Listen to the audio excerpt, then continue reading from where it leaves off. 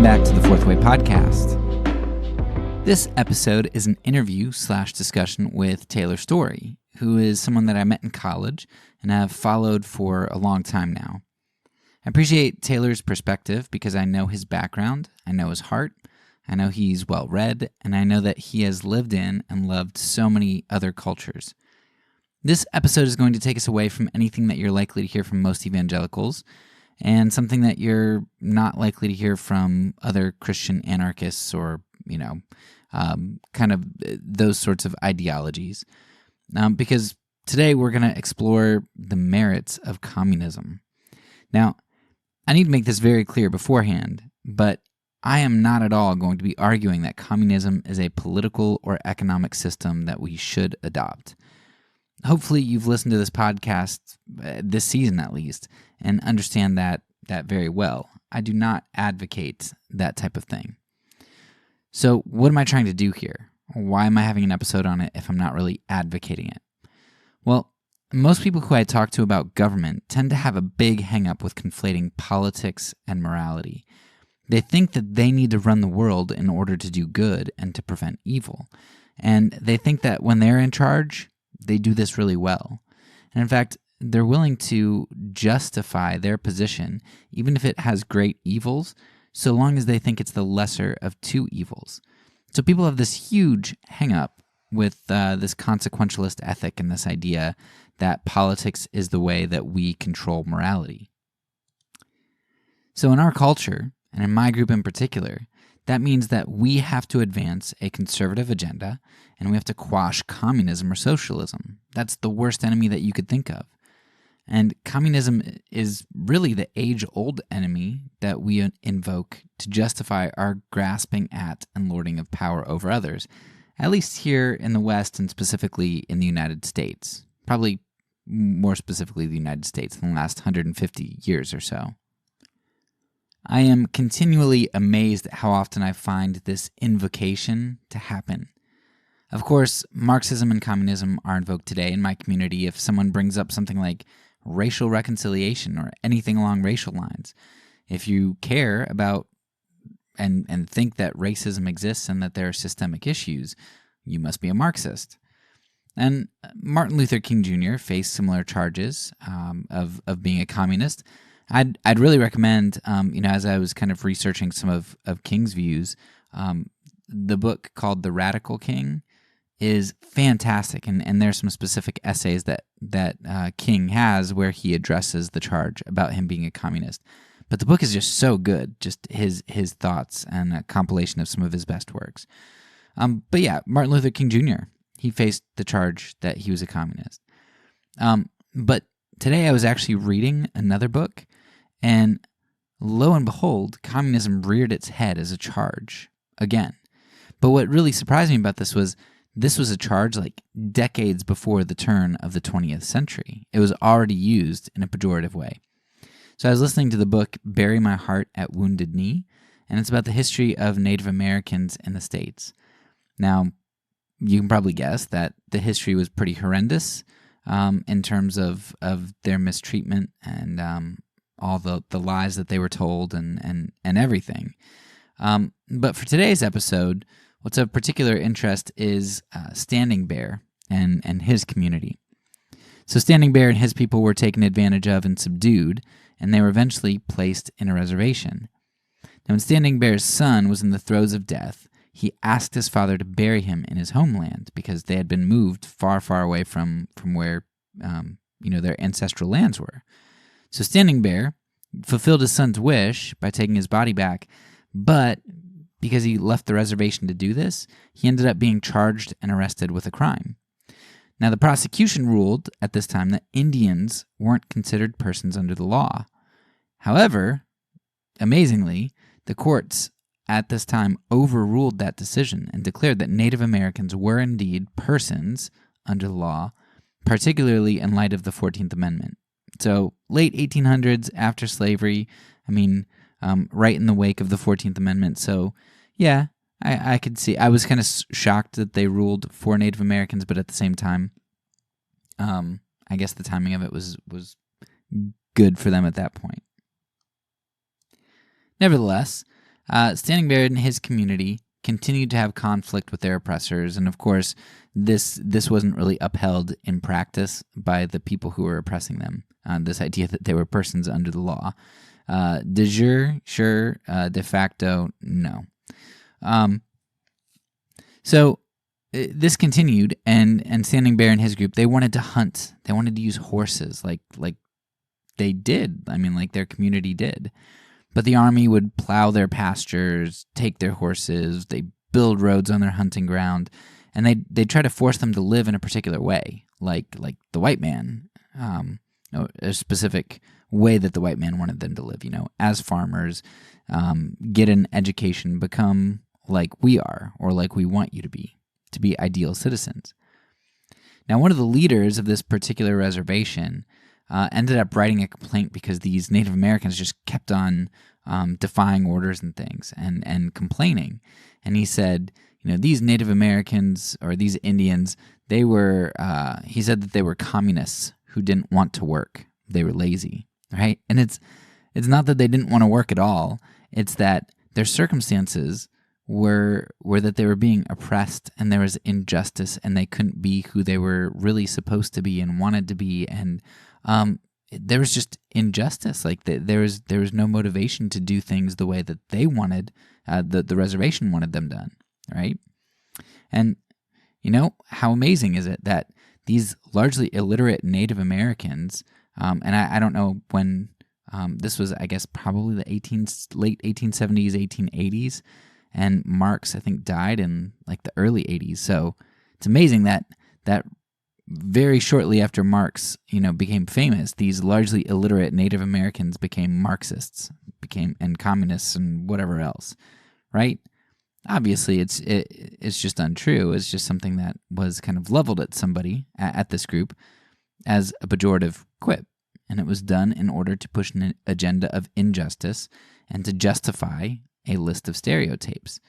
So, right off the bat, communism, Marxism, all that stuff is going to be the boogeyman, and it's a boogeyman that has been invoked over and over and over again, specifically when it comes to people trying to overturn injustices. A very common thread, and one that makes you think twice. Every time I hear somebody call somebody else a communist, if from my group, I'm like, there's probably legitimate injustice going on there that my group doesn't want to face. Anyway, so I see communism used the same way today, over and over and over again. Now, that doesn't at all mean that I think communism is a fantastic system. Lording power over others is never good. However, communism isn't this great evil that warrants our implementation of some other just as ghastly system of injustice. And that truth hit me when I read Negroes with Guns and discovered that some African Americans had escaped to communist Cuba during, to, and prior to the Civil Rights Movement and found communist Cuba more just than their capitalistic, democratic homeland of the United States. They were treated better in communist Cuba than they were in the United States. Or when I read how Europe underdeveloped Africa and heard an African, who ended up being assassinated for his views in the end, talk about how capitalistic and democratic empires had ravaged Africa, while communist nations like Cuba were fighting for human rights there, or building bridges and stuff, being altruistic. And as I learned more about how the empire of the United States has overthrown democratically elected leaders in places like Iran and a number of countries in South America, installing tyrannical pro-Western leaders in large part to exploit good trade deals and prices for things that we want to buy, I just began to realize that while communism may be a monster, so is our system.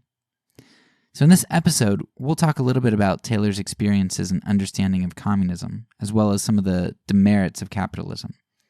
My goal for you at the end is to see how our empire indoctrinates us just as much as any communistic empire. And this was something that hit home just the other day as my wife, Catalina, she was substitute teaching for I guess a social studies teacher, and they were watching this video on China, and they were just saying how yes, in China they indoctrinate their children in state sponsored schools. They they have to recite the I don't think they use the word pledges, but like their anthems or their country's mottos or whatever. And this, of course, is just after starting the day, having all of the kids stand and put their hand over their heart and pledge their allegiance.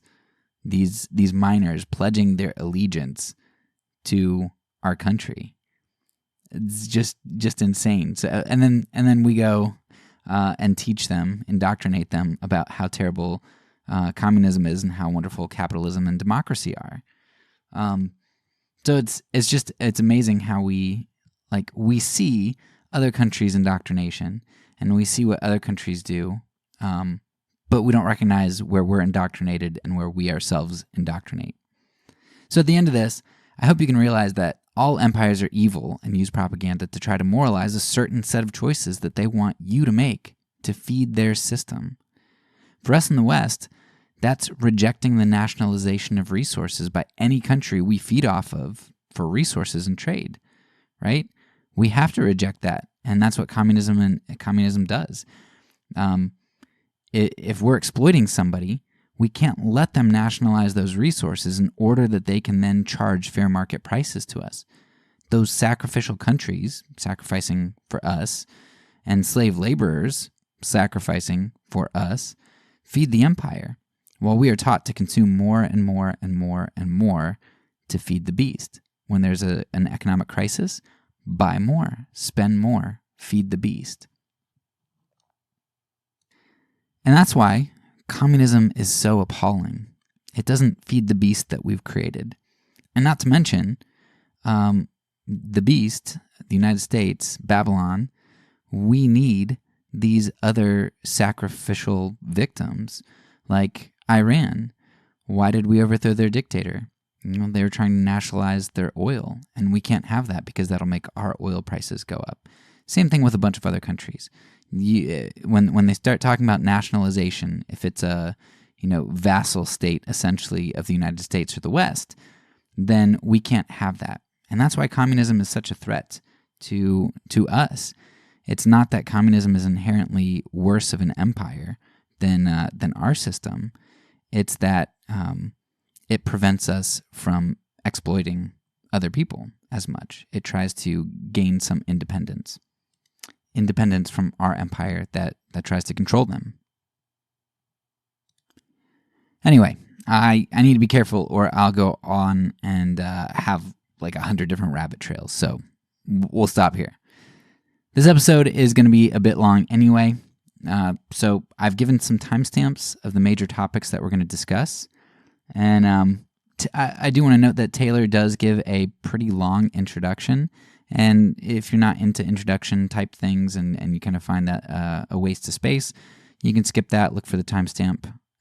But you might also find it helpful to hear how he has come to some of the conclusions that he has, especially if you aren't familiar with this type of discussion and you just can't fathom how somebody can be sympathetic towards communism. It might be helpful to hear his story. So anyway, here it is. I hope you enjoy the episode.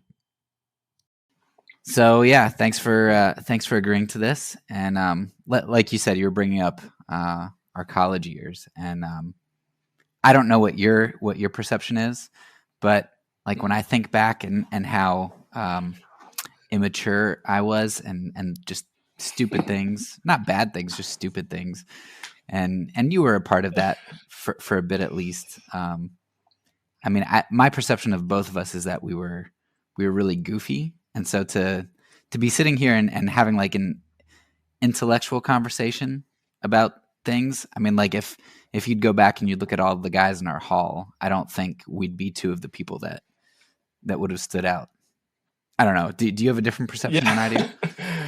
Well, I do remember, some of the wacky. I mean, you were like men's night, right? We did men's night and like had like Cheetos all over ourselves and did push-ups in front of the girls' dorm. Was that you or was that only me? No, if it was push-ups, it probably wasn't me. I was playing Xbox. Like a particular thing that you did that was called the Bulldog, I think. Greyhound, yeah. The Greyhound, that's right. So yeah, I mean, but I do remember also like water balloon launchers and John Bardacci. Do you remember it? Do you Yeah. remember that? Is that? Yeah. So yeah, a lot of wacky stuff. Yeah. I was sophomore class chaplain, so I like to think I had a little bit of the like intellectual side, and I did take my studies pretty seriously. But I also took having fun seriously as well. Yeah. Well, But yeah, it was a good time. yeah, so I'm sure I just didn't know you super well, so I'm sure that that was probably just a misperception on my part. But I know that changed for me when I don't remember how many years out of college it was, but when I was looking on Facebook and I'd see, I think you were in Iraq, you were in, I mean, you were in a lot of different places, and not even normal places, but just places where Yeah. I was kind of taken aback. So, um, and I started to read some of the things that you wrote and were saying, and yeah, just I realized that your perspective was it wasn't just what you were saying, but it's also the perspective that you had that I thought was helpful, and especially as I've kind of been pushed away from nationalism and political idolatry, and in my camp, the Mm-hmm. the evangelical camp. I've appreciated your perspective. So I would love for you to introduce yourself and maybe even just in a brief way mention some of the places that you've been or things that have been particularly influential for you. Sure. So I'm from Southern California, which is a little bit weird to some people sometimes because they perceive it as a very progressive or blue liberal state or whatever. But I always remind people that we've had two presidents from California, and it's Ronald Reagan and Richard Nixon, who are like, you know, the two most conservative presidents in, recent memory. Um, and there's actually more Trump voters in California than any other place in the United States. Mostly just because we have a huge population. But I think there's like 6 million Trump voters, like 11 million voted for Biden. But 6 million is more than more than Texas. I think Texas was like 5.5 million or something. So whatever. All that to say that I grew up very conservative in California. Was homeschooled kindergarten through 12th grade, and went to Cedarville University in Ohio, and that was kind of Cody Fisher was also from my area, as was Rebecca Wolf. Do you remember them? Cody Fisher was probably Yeah, I remember Cody, not the Rebecca RA. so much. Yeah, yeah. They were actually dating, which is funny, and like so I think that they broke up maybe right before they went to Cedarville. Really weird, random, super random, but um.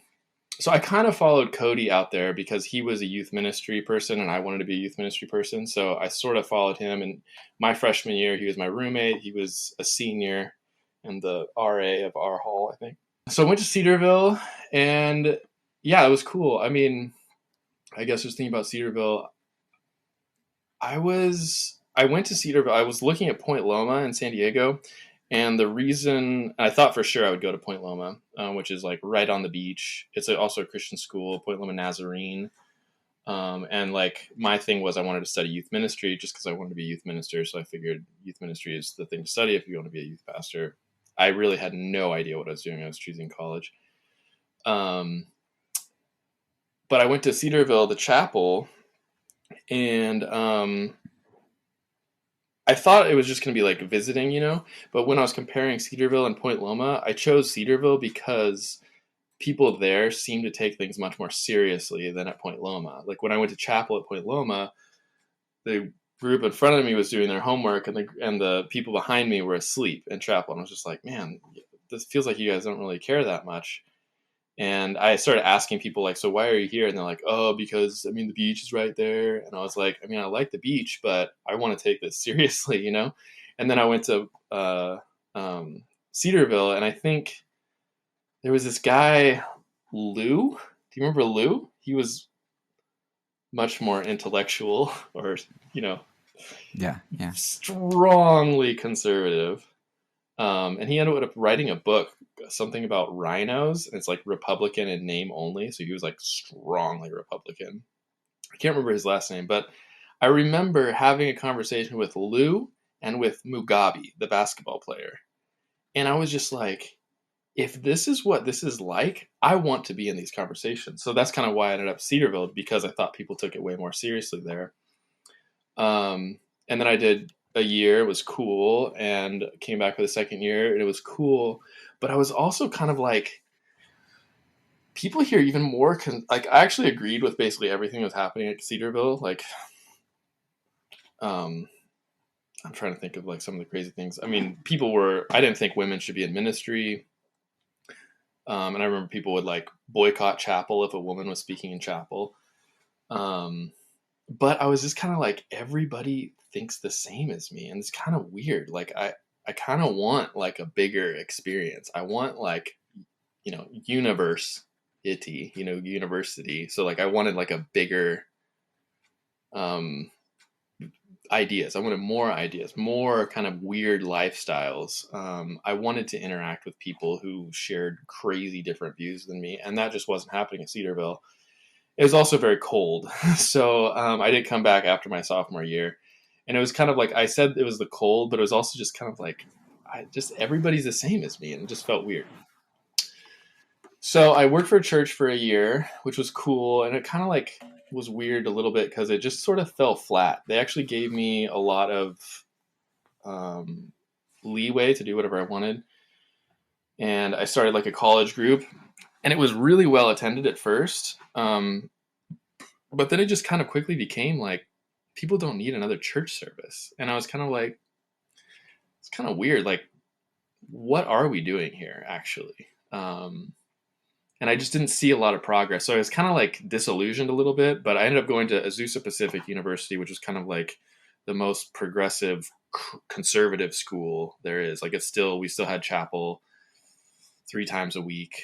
And Francis Chan spoke every semester. So I guess Francis Chan was like slightly a little bit, but I mean, it's still like strongly like, if you don't pray a certain prayer, then you're going to burn in hell for eternity. If you were gay, then you would get kicked out of the school. Recently, they kind of changed that rule for like 2 weeks, and then I think some of their donors freaked out, and they said, okay, that's not happening anymore. So like, it was okay to be gay at APU for about 2 weeks. There was a gay club on campus, which was funny. Like, it was a poetry club.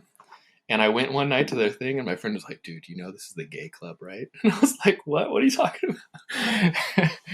And then like, I started to look around, and I realized, oh my gosh, I'm pretty sure all these people are gay. It's like poetry was like their thing that they, but then in actuality it was like the gay club. And AP was cool. I had a lot of fun. There wasn't really, people didn't take it as seriously. I mean, and like, to be honest, this is California. People love fun. Just fun, So I finished APU, and I really wanted to go abroad at that point. I wanted to work for missionaries. But that was 2010, kind of right when like, I think a lot of the financial crisis was hitting hard, and I ended up being a communication major. But at APU, like Cedarville, I was the only student in my 2 years there who got to speak in chapel, which was like this insane honor that like, I can't believe I was given. But I was really active in helping plan student chapels in general.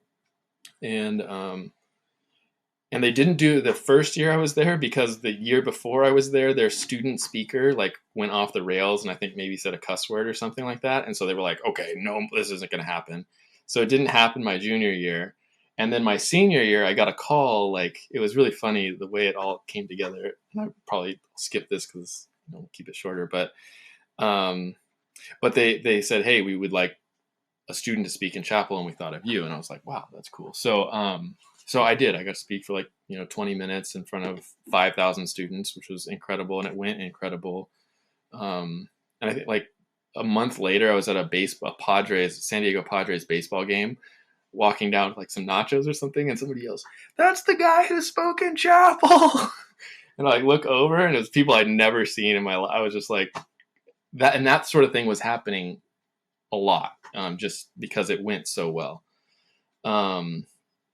anyways, after that, I got a job at a church in Santa Cruz, California, with a pastor named Dan Kimball, who started the emerging church movement.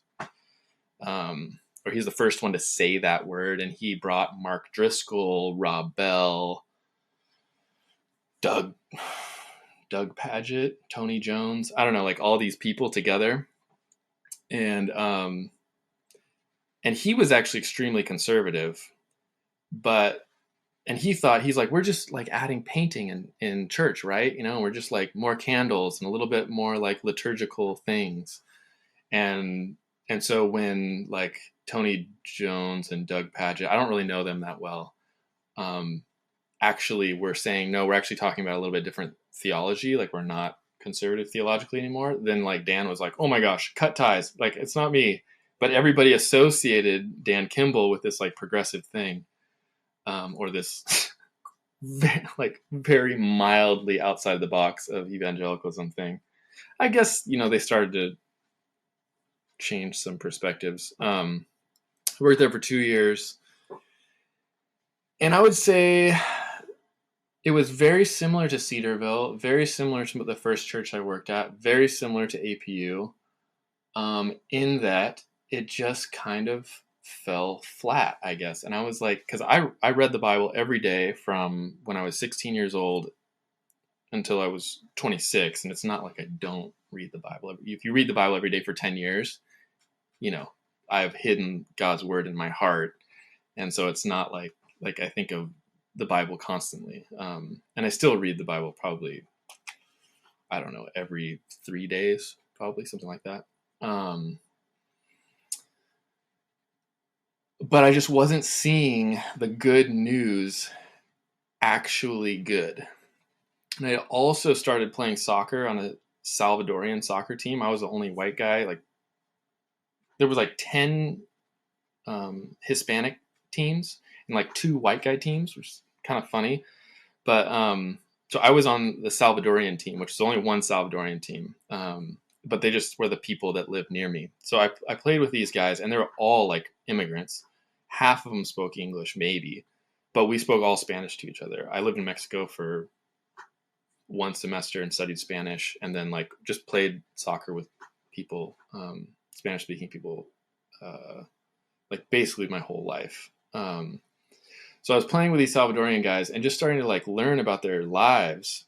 And I was just like, man, this is crazy. And like I was doing youth group, but it was so separate. You know, I had this like very white, upper middle class, like hip church that I was a part of, working at, you know, trying to save souls, etc. And then I had this Salvadorian soccer team that I was playing at. And I was like, you know, the only thing they have is the Catholic Church, really. I mean, there's also like a little bit of Pentecostal stuff.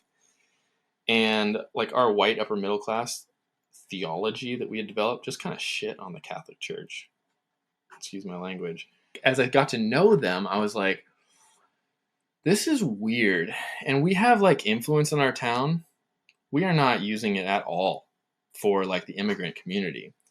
And I got like a couple of these guys to come to church with me, and it was bad because people were just like, who's that guy over there? Like, what's that guy? And like one, like he didn't speak English that good. And so I was kind of like helping him translate stuff, but it was just realizing like, man, there's something weird about this disconnect, you know? And I would bring it up every so often in church, and they would just kind of like set it aside. And I was kind of like, I was just really disappointed. At the same time that was happening, this kid started coming to youth group. His name's Dylan.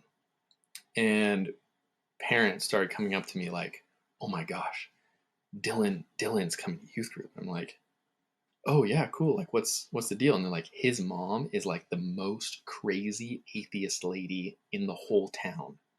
And I'm like, really? They're like, yeah, anytime like anything barely Christian happens anywhere, she's like on the phone calling, like freaking out that they had like prayer in school and all this stuff. And they're like, just be really careful around her because she is, you know, insane, very anti-Christian, militant atheist. I was like, okay. Well, keep that in mind, you know. It's like just gonna do the work. And so Dylan plays soccer with a couple of the other kids at youth group. So I end up going to their soccer game and just walking up there, and I see Dylan's mom. I know who she is because people have like pointed out to me and stuff. I'm like, oh my gosh, it's Dylan's mom. I was like, you know what? Full armor of God right now. Like, I'm gonna pray this through. I'm gonna talk to Dylan's mom. Just like base hit, just very chill conversation. Just like make a connection. Very chill. And so I walked up there and I see her and I'm like, hey, you're Dylan's mom. Oh, hi, like very nice, cordial. And then she's like, yeah, I heard so much about you. You do youth group stuff. I'm like, oh yeah, I do, like this and that. She's like, and here's a soccer game. Do you play soccer? And I was like, yeah, I do play soccer. I play with these Salvadorians, actually, this team. We speak Spanish. She's like, oh my gosh, that's so cool. She's like, I've been volunteering with this organization that helps immigrants like integrate into the United States. And I've read actually about like the Salvadorian people that are leaving. And so we like start, and I was just like, wait, what? And so I started talking to her, and she just had like, she's kind of like the Christian that I was looking for, except she wasn't a Christian, and that was just, because I remember walking up that hill thinking, oh, it's Dylan's mom, put on the full armor of God. I'm like praying as I walk up the thing. And I feel like, all the little guys in my battle station are like, ready with their guns and things, ready to like destroy the enemy or something if it comes, whatever, spiritual warfare. And then there she is, and she's like the answer that I was kind of looking for, especially when it came to immigrants. And I was just like, that was the weirdest conversation. And I end up leaving and just feeling like I just had one of the most Christian conversations I'd ever had because of the compassion and empathy, understanding that she had for these people. And it was around that time that I was just like realizing that the church wasn't going to answer my questions. Like, especially like, what's the deal with Catholicism? And like, when were these Salvadorian people supposed to like hear the gospel the way we present it? Like it's just not, it's not there. There's not a possibility. Where they can go to the Catholic Church. And I just saw, so I started interacting with more parents of the youth group, and I started to see that so many of the people that I've been trained to be against were more Christian than the people that I was trained to be. I'm a part of this, like. And so that was just super disorienting. At the same time, I had two friends whose they didn't know each other, but it was the father of one and the mother of the other committed suicide. Both of them super strong, dedicated Christian people. Both of these guys, super strong, dedicated Christian guys. And I had a front row seat to both of them, And I was also in seminary, and it was like a gospel coalition seminary, Western seminary it's called. So like Mark Driscoll actually went there. This was in San Jose. That one's up in Portland where he went. But there was just a bunch of times where I was like, oh my gosh, this is so intellectually irresponsible. One of them was a church history class. We were talking about the history of the Sunday morning service. And our book had like 4 chapters on Acts. And then it had like 3 pages from like the end of Acts until Martin Luther. I kid you not. This is like, 1400 years or something. And then it had like 4 chapters on like the Reformation. It was a little bit of like displace the blame here. It was about the Sunday service. So it wasn't like how the Sunday service developed. It wasn't exactly church history, but basically what they said is that there was a liturgical era, and then that lasted all the same until Martin Luther. So like, I don't know, in like the 100, I mean, I think it must have said, I should get that book again, but it must have said, like between 100 and 400, like developed like this, like more high church liturgical Catholic style model. And that didn't change until Martin Luther. And I just remember looking at that, and then like 4 chapters on the Protestant Reformation, 4 chapters on the Puritans, and then like 2 or 3 chapters on like modern evangelicalism since Billy Graham or something, And I was just like, 3 pages, And so I like worked up the courage because everybody was just kind of like sheeping it up, like whatever the professor says. I like took a little bit of courage because I was like, this seems crazy. It seems like the emperor is wearing no clothes here, raised my hand and said, how come we only have 3 pages, whatever for like this like 1400-year period or something. And he just looks at me and he goes, not that much changed during that time period.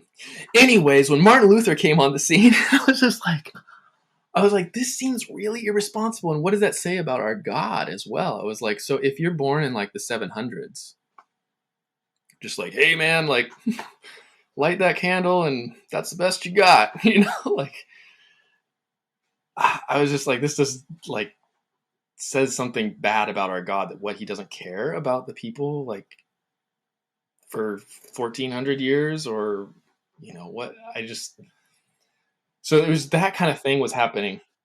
Yeah, and nobody would talk about it, and I would bring it up to like the senior pastor, and he'd be like, yeah, it's great that you're doing seminary. It's like, that's really cool. You're going to learn so much. I was like, but how, what's the deal? And he's like, oh, that'll come, later. And it sounds like there should be take a different class. They do offer a church history class, I think.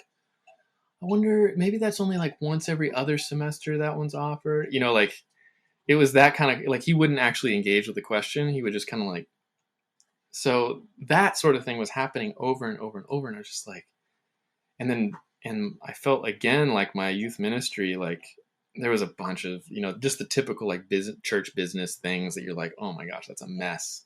That situation, there's no spirituality, Christianity, biblical, that's not there. That's like Starbucks. That's like organizational management, what is being done in this situation, And so I had this dream to go study in Jerusalem. So luckily, one of the professors actually had a connection to this place called Jerusalem University College. And I couldn't get it out of my head. I was just like, I have to get out of here. I have to get out of this like upper middle class, white, evangelical, where everybody's the same. And I'm like, I sort of believe it, but it just keeps falling flat.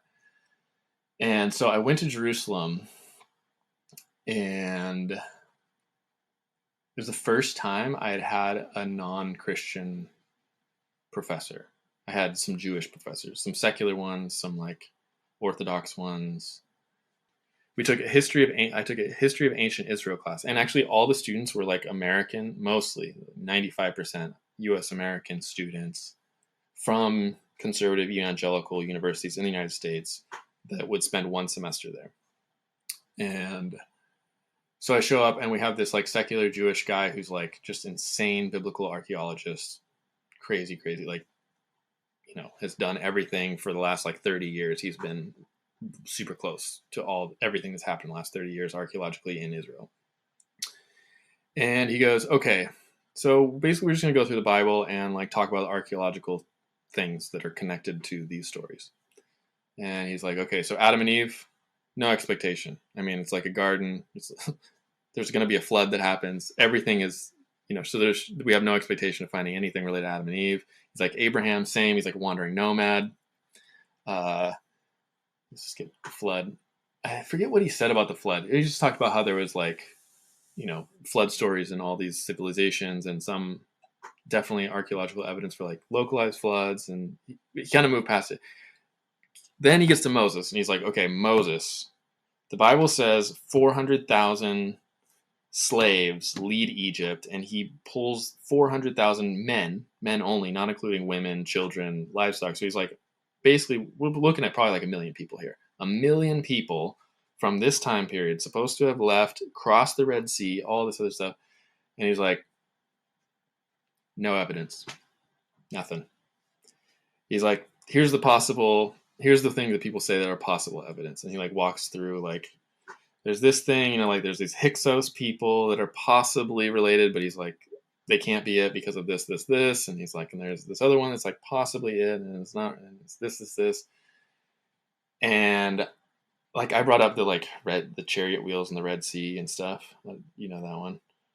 And he's like, this is like the class we'd taken a break, and he's like smoking a cigarette outside in Jerusalem, and I'm like, so I heard this thing like that there's chariot wheels in the Red Sea or something that they find it. And he's like, He's like, that's probably this guy Ron Wyatt. And I'm like, I don't know. I mean, I learned it from Kent Hovind and Ken Ham or something, And he's like, yeah, Ron Wyatt. He's also found the Ark of the Covenant. He found Noah's Ark. He found Jesus' cross. And he just like runs through like every biblical thing. And he's like, but he can't reproduce any of it. And he's like, he also doesn't have a license. People on the dig with him are like, we didn't find anything like this. We're not sure what he's talking about. And so he's like, he can't, he's like, that guy can't get a license, and he's not a real archaeologist. He can't do it. It's, look him up, but he's like, if there's all his stuff, he can't show any of it. And so then, like, I think the rest of that class period, I was just like on my computer, like Googling Ron Wyatt, and basically everything he said is true. And then Ron Wyatt, even like, I think Ken Ham or somebody major was like, we have to stop using Ron Wyatt because he's not like, none of it is actually true. But they were so excited, and like all the churches in the United States would like invite this guy to speak. There's even like a comedy made about him, but they don't connect his name. It's called like John Bardeen or something like that. I don't know. I can look it up and send you a link later. But it's like by the people that did Napoleon Dynamite, and they did a movie about this guy. So Israel, and then I had like an evangelical professor who took us around Israel, and when I was at Jericho in particular, she explained like, yeah, basically we would expect for this to be the case archaeologically, but she's like, there's basically nobody in Jericho for the like 600-year period. It's like an uninhabited place when supposedly Joshua happened. And she's like, now there's some interesting things about that, that means also that most of the like, and God killed every man, woman, and child and everything that had breath. She's like, so that is probably a literary style. In fact, she's like, you see that repeated everywhere else. It's like saying that like the Chicago Bulls destroyed the Phoenix Suns. We would know what that means. It does not mean that like a male cow destroyed a celestial thing. No, it means that like Michael Jordan beat Magic Johnson's basketball team, won a basketball game. There's no destruction happening. So like when it says that in the text, that's probably what it means. So that semester just blew everything apart for me. That was 2012. And it was so weird because it happened biblically. And then I met with a Benedictine monk every Wednesday. This guy who had taught at the Vatican. He taught New Testament and patristics for 30 years. And he was just dropping so much biblical and historical information when I met with him every Wednesday that I was just, everything that I had been told about Catholics in particular, actually, because Catholics, they don't really care about the Bible. And then I meet like a Benedictine monk who's like taught the Bible and Christian history for 30 years. And I was like, oh my gosh, like I missed something, or it was not provided for me. So then that was 2012, like I said, and that kind of launched like, holy, what is going on? I need to rethink everything. And I returned to like the conservative people, and they just kind of got angry at me that I wasn't being positive, or that I wasn't listening to them. And I was kind of like, sorry, Ron Wyatt is like, he's a quack. Like, look him up, And but they would just get really angry, basically, when I kind of brought that stuff up. And I started also to wonder, like, well, I mean, there's just a million things. Went to China for a year. Well, first I lived in San Diego with like these super Christian guys, which was like kind of insane because one of them in particular was really excited and wanted to hear everything about everything I had learned in Jerusalem. And I was like, well, it's not really like what you want to hear. And So eventually I did, and then like I overheard him talking to another roommate like about me, saying like, "Man, we need to pray for Taylor because I don't know like how his salvation is like in jeopardy and like all this stuff." Yeah, they didn't know I was home, and they like walked in, and one guy was like, he's like, "Dude, I had lunch with Taylor the other day." He's like, "Oh yeah?" He's like, "Yeah, man. Not what I expected." And he's like, "Really?" It's like, "Yeah, man. I mean, he like kind of like maybe took the, I don't remember what he said, but it got to the point where the guy was like, 'Is he saved?' And he's like, 'I think he is, but we need to be praying for him.'" And I was just like, "Oh God, I gotta get out of here," because, and no, like that was the thing, is that nobody was willing to like address these questions, and these are straight out of the Bible kinds of questions about the Bible, about biblical history, about even why conservative Christianity kept falling flat. I guess I just it's like, this is not really good news. Like the Salvadorians don't receive it that way. Like just general secular people, the hippie neighbors next door, they don't receive it as good news.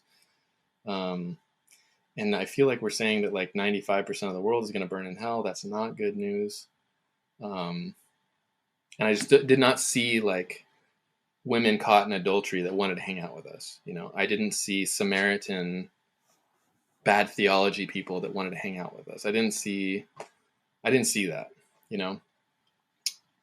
So I had to look elsewhere, and like, believe me, I was asking like crazy. I've had serious conversations with every single denomination there is, and then Jerusalem expanded that to like Catholic, Orthodox, and then in the subsequent years, like every tradition you can imagine. One of which the most excited one for me was the Assyrian Church of the East, which is, they still speak the same language that Jesus did, Aramaic, and it's a Christian community. It's like centered in Iraq, and the area that I got to like hang out with them, and have a real long conversation with like one of the serious like leaders there. It was like really, really incredible. But I'm like going a little quick. This was supposed to just be introduction, right? But Yeah, it's okay. so then I did China for a year, and that was kind of like, I think I told somebody I wasn't a Christian then, which was kind of a crazy thing for me. But I was trying to catch up with like all the like secular reading that I'd never done. Like I read Catcher in the Rye and like The Fault in Our Stars, like all the kind of young adult fiction, and I was just kind of, yeah. I was traveling a lot. I went to Vietnam. That was something I was going to bring up. Taiwan, Indonesia, Malaysia, Japan. Yeah, so China, and then after China, I did 2 years working solar. In the middle of that, I was in Nicaragua for 2 months, and then afterwards, I got contacted by Samaritan's Purse, actually, and I was at a wedding, and this guy I sat next to at this wedding, from a roommate from Azusa Pacific. So I sat next to this guy, and I was telling him about Israel and Nicaragua and China, and he was like, "Oh my gosh, we have like a team of people that we send to disasters around the world, and you sound like you'd be a perfect fit for it." And I was really hesitant when he said Samaritan's Purse, because like I don't really agree with like hardly anything about Samaritan's Purse. But he's like, "We'll pay you a bunch of money and just send you in there with like helicopters and like unlimited supply of like, you just go and like do good in a place." And I was like, that sounds pretty awesome.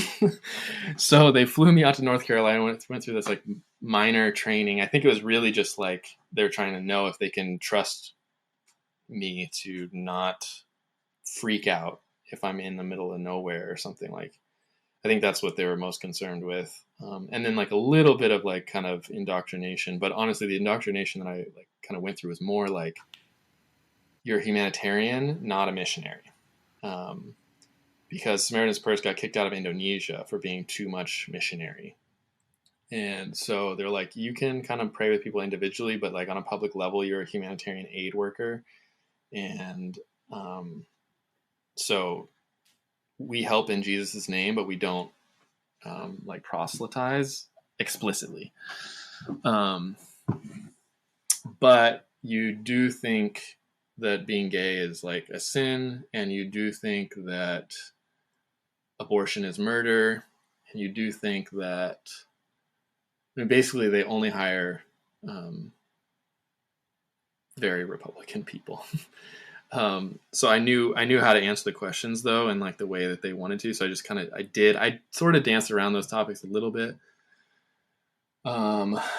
Because by then I had like, well, I guess I just thought that the conservative like punish everybody for not being like us was not effective and didn't reflect God or Jesus or whatever. So they sent me to Haiti. I was there for a month, and I thought that was going to be the end. They wanted me to stay longer, but I was like, basically like, I can't do this, like me being a super conservative Christian thing. Cause we did Bible studies every morning. And like, basically like if you question any of it, then it's like, you just can't do that. So, so I was 30 days. That's enough. And they pay you good. It's like $175 a day or something, all paid. It's because it's humanitarian work. So like they actually get money from the United Nations, from like the government, from Congress, it's not all private donations, this international side of things. And then I went straight from there to the American Academy of Religion Society of Biblical Literature Conference, which I've now been to twice. That's like where like Harvard, Yale, basically all the big universities send all their Bible people to this. And that is like, it's incredible. I mean, there are some conservative people there as well, but I got to hear like Bart Ehrman speak. Do you know Bart Ehrman? Yeah. And they had the guy so he wrote a book called How Jesus Became God. Yeah. And then this Australian guy, Michael Bird, wrote a rebuttal to him called How God Became Jesus. And they're dealing with like all the historical stuff that I kind of studied in Jerusalem. So like I went, packed room, and to be honest, like Bart Ehrman just tore this guy apart. Like it was like the amount of reading that Ehrman had done and like study and like reference to like obscure like Greek manuscripts and all this stuff. The Michael Bird guy like couldn't keep up. And he had to admit, like Bird was honest too. He was like, I haven't looked into that, and he's like, I think that you'd find the answer if you looked at this, this, and this, and this. And he's like, that makes some more sense or what, and so I actually texted Dan Kimball because I met with all the pastors that I worked for and just said like, hey, these are the reasons why like I basically don't agree with the stuff that we had said before, And Dan was really interested in particular, and we kind of like had this like back and forth going for a little while, very like, friendly, but I was just kind of like, and I texted him, I was like, it's not about like your coffee shop or like your sales techniques. I was like, what really matters is like, you're not addressing like the real biblical conversation. And everybody, all the pastors I worked for, they all said like, oh yeah, I'm going to get back to you. I'm going to get back to you on this. None of them ever did on any of this stuff. And all like in particular, I would bring up Bart Ehrman in particular. It was like, you've got to like respond to this. Like I was in a room with like 300 Christian leaders, and Bart Ehrman like wiped the floor with Michael Bird. And like, I don't think anybody doubts that who was in that room, and like, that's basically all your best leaders are picking this stuff up and then realizing the way we believe the Bible is untenable, basically.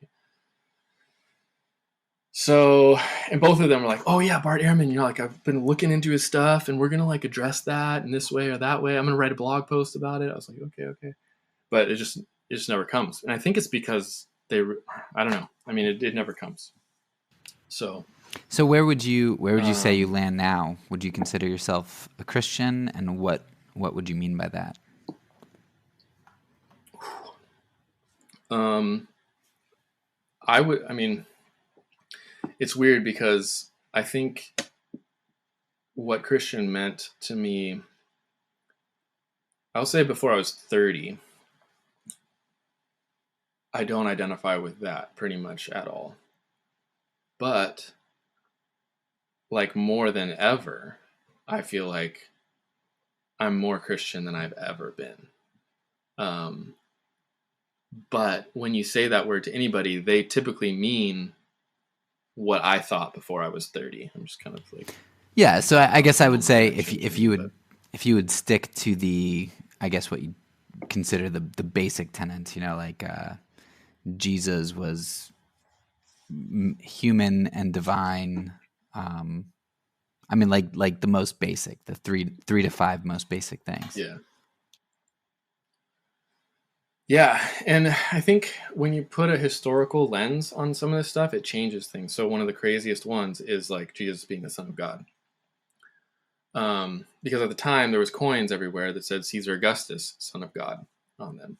If you went to a marketplace, it says like, I think it's like Filius Deus or something like that, like the brother or the son of God somehow. And it was, I guess, because of his father. When his father died, there was this emperor cult, right? And so there was some meteor, and they said, oh, he went back to the heavens. And so Caesar Augustus is the Son of God. And so when we look at the biblical text, it's almost always he's only called Son of God a few times. And it's a Roman person who calls him Son of God. And it's like, basically he's saying, you're bringing a new kingdom, and it's not like a Roman imperial kingdom. It's a different kind of kingdom. Now we think of God in like this European way, but not in like a first century way. And so I think of Jesus as the Son of God, and I think of him like divine for sure. But I don't think of him in like a, I guess, 20th century empirical, like European idea of God,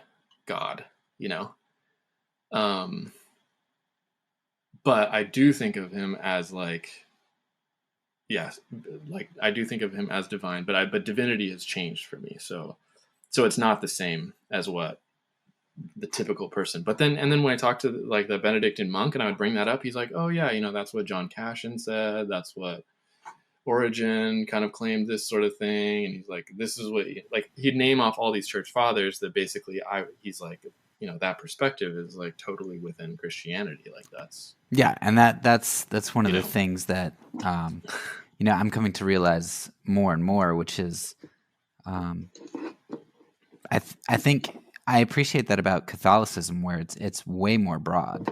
I mean, yeah, because their idea of hell, I mean, you could be an annihilationist. You even have, I remember reading Gregory of Nyssa, and I was like, he sounds like a universalist, but he can't be because he was a Christian. And so, well, come to find out that they were actually, I mean, it was a minority, but they were definitely universalists, like some major one, like Gregory of Nyssa. Nobody would throw him out of Christianity. So some of these things, it's like, man, we really box ourselves in. The church that I grew up in, that I attended Christian school at for my life, they wouldn't consider supporting us because we couldn't say that Israel was going to be like the Israel in Revelation was going to be the literal Israel reinstated, like the physical geographical Israel.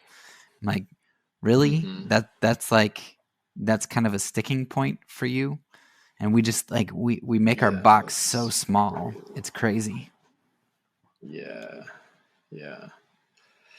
So I mean, like, and I would say it fell flat first, and then I started like looking outside, and then just realizing, especially that there's like, when we look at these things with a historical lens, like the meaning of what God is means a lot of different things to a lot of different people, and people that like Gregor of Nyssa, that's like, absolutely he's a Christian, and then you're like, I think he's a universalist. You're like, well, and they don't even know who that is, right? Like most evangelicals, like it's. Yeah, like I said, I mean, honestly, so I joined. Part of the reason that I went Reformed was because it was very refreshing to me that they took church history seriously, or I thought they did. Yeah.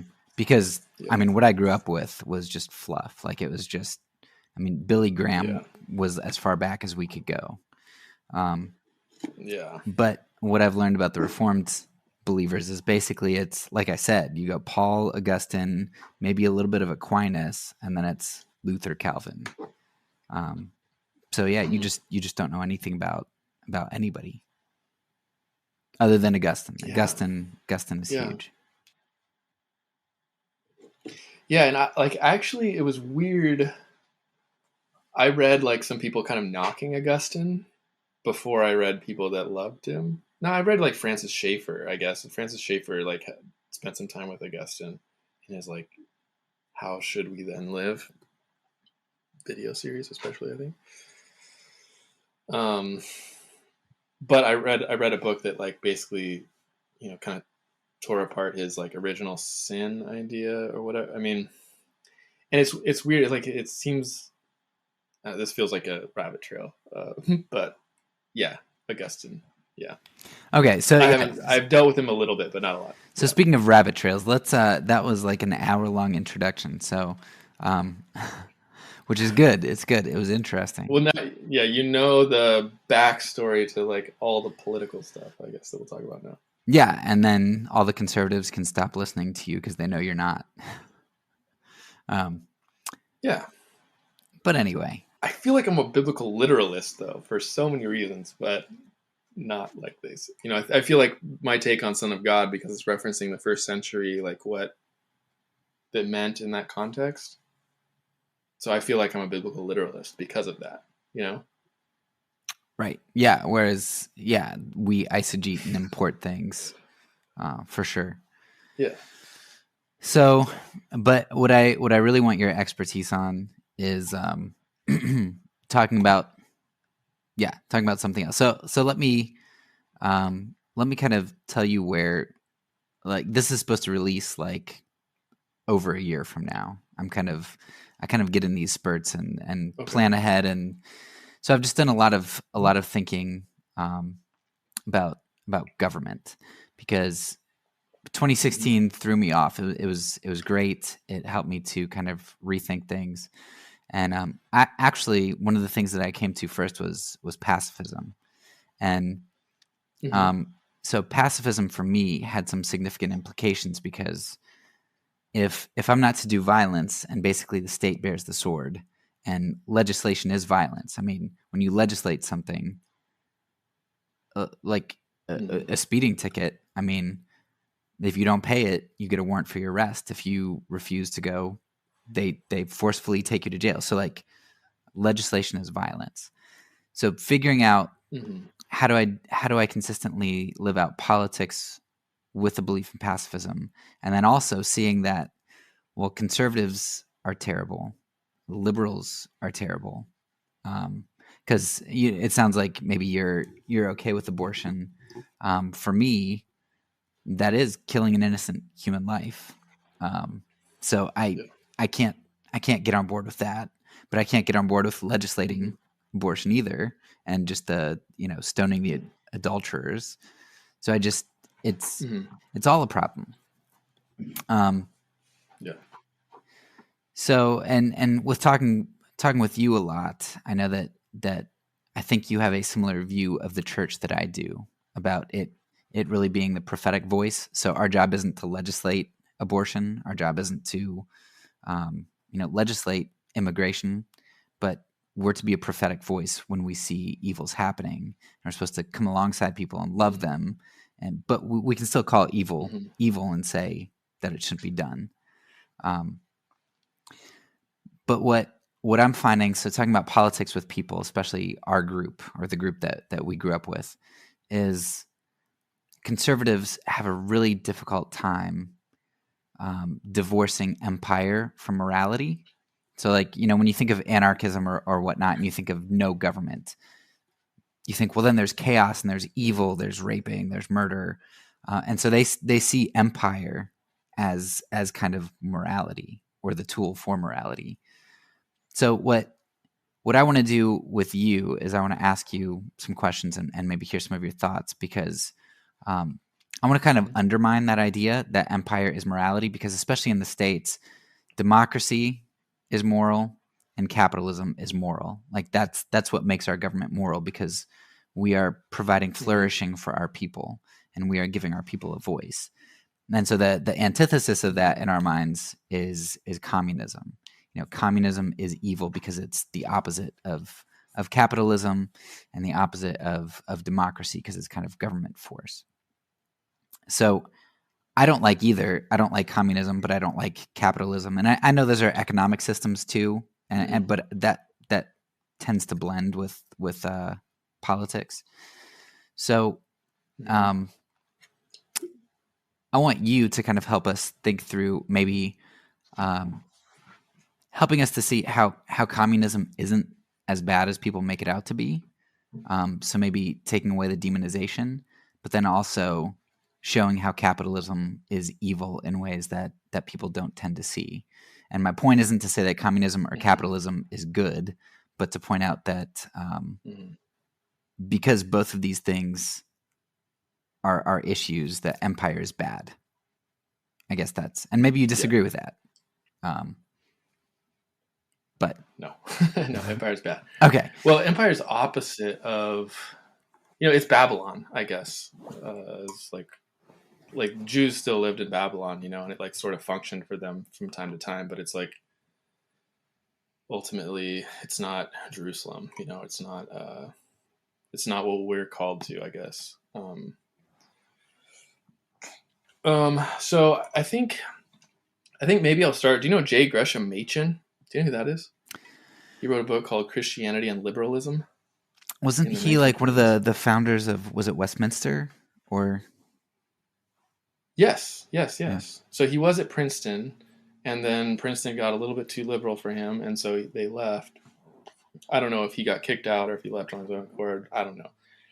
But he started, Westminster Seminary or whatever, and he wrote a book, kind of small book called Christianity and Liberalism, and he, in the beginning, he says, this was written, I think it's in 1923, and he says, we have to protect individual rights because there's a creeping socialism that is infringing upon our individual rights.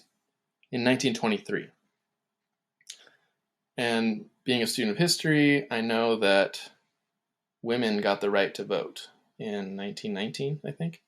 It was 1919 or 1920. It was like January 1st, 1920. Like that was the moment, whatever.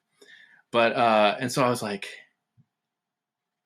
that seems like a big win for individual rights, like women have individual rights now. And I was like, so if he's for individual rights, he should be pro women's suffrage then, right? I look it up. No, he was not. He was against women's suffrage because that's creeping socialism. It infringed upon his individual rights.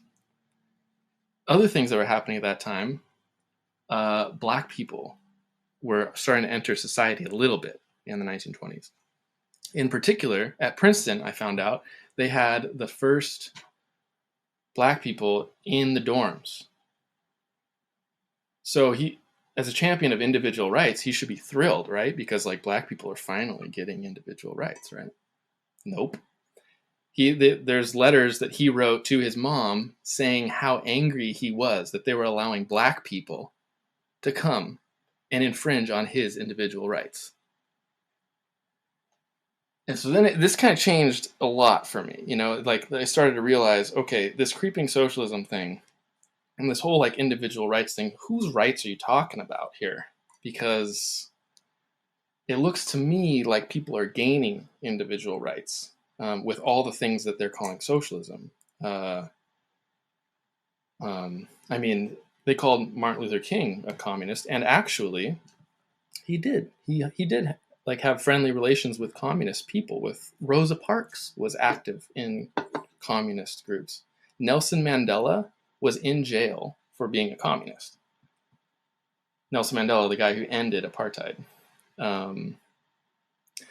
Now he tried to kind of, I mean, he have you read about Nelson Mandela? Because there is like a little bit of an asterisk on that. Like he said, I was never like fully a communist, but then they're like, we're pretty sure you were.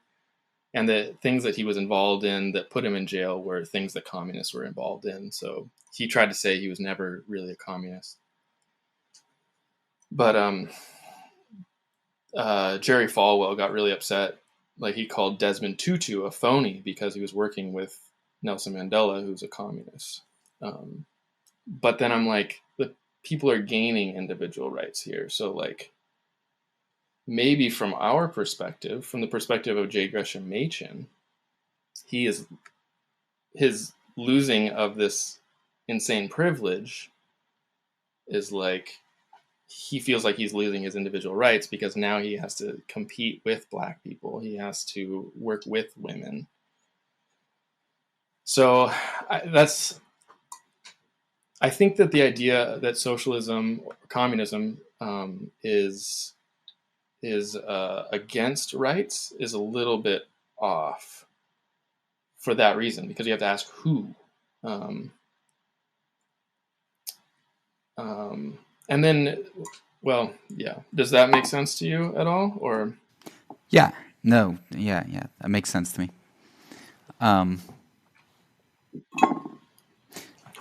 Yeah, and I think did that answer the question? I can't remember the question exactly. Oh, like demonize socialism, communism a little bit. Yeah. So you told me a couple stories. So first story you told me was, I think you were at a bar and you met this communist in Germany, and could you talk a little bit about that conversation and how that sort of changed your perspective? Yeah. And maybe the big one was Nicaragua, but then it's because in Nicaragua you go all over the place and there are political billboards that say Christian, socialist, solidarity. And I remember seeing that, just like, what is this? And everywhere I'd go, like people would be like, oh, where are you from? And I'd say, oh, I'm from the US. And they like kind of look at me and they're like, that's okay. Like, we know that like you guys have changed so much since Ronald Reagan. Like, we know that you have changed so much. Like, we know that you're not Ronald Reagan, you know? And like, I was just kind of like, actually, his ranch is like 15-minute drive that way, the Ronald Reagan ranch. And everybody in this town loves Ronald Reagan. And I was just like, what are you guys? So I finally kind of asked somebody, I was like, so what's the deal with Ronald Reagan? And they're like, oh, well, like just all the like military and the oppression that he brought on Nicaragua. And I was like, no, I don't know what you're talking about. And so then they started to tell me, like, basically, like, the story of Nicaragua is it was run by like American-backed dictator, and it provided us like beef super cheap and a bunch of different resources super cheap. But that was like, it was a nasty right-wing dictator. And so they overthrew that dictator via socialism.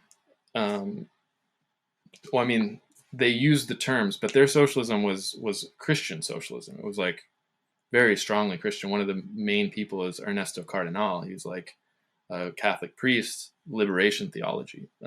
Heard of that? And was he the guy that got gunned down? No, that was it was the same time period. There was like 9 priests in the 80s that were killed by U.S. sponsored things. And one of them is this guy named Oscar Romero, who was killed while he was doing mass. And it was a Salvadorian squad, death squad, they call it, the Atlacatl Battalion or something. And they had just come from training in North Carolina. The first thing they did is they went to this church and shot a priest, killed him. And so they started telling me, like, but the way they talked about Reagan was like he was Hitler, you know? And because the Christian socialists overthrew the like right wing, his name was Somoza, you can look it up. They overthrew him, but that meant that socialism now had like a foothold in the Western Hemisphere, which is like the Monroe Doctrine is basically anytime anything kind of socialist happened, the United States like went in and intervened.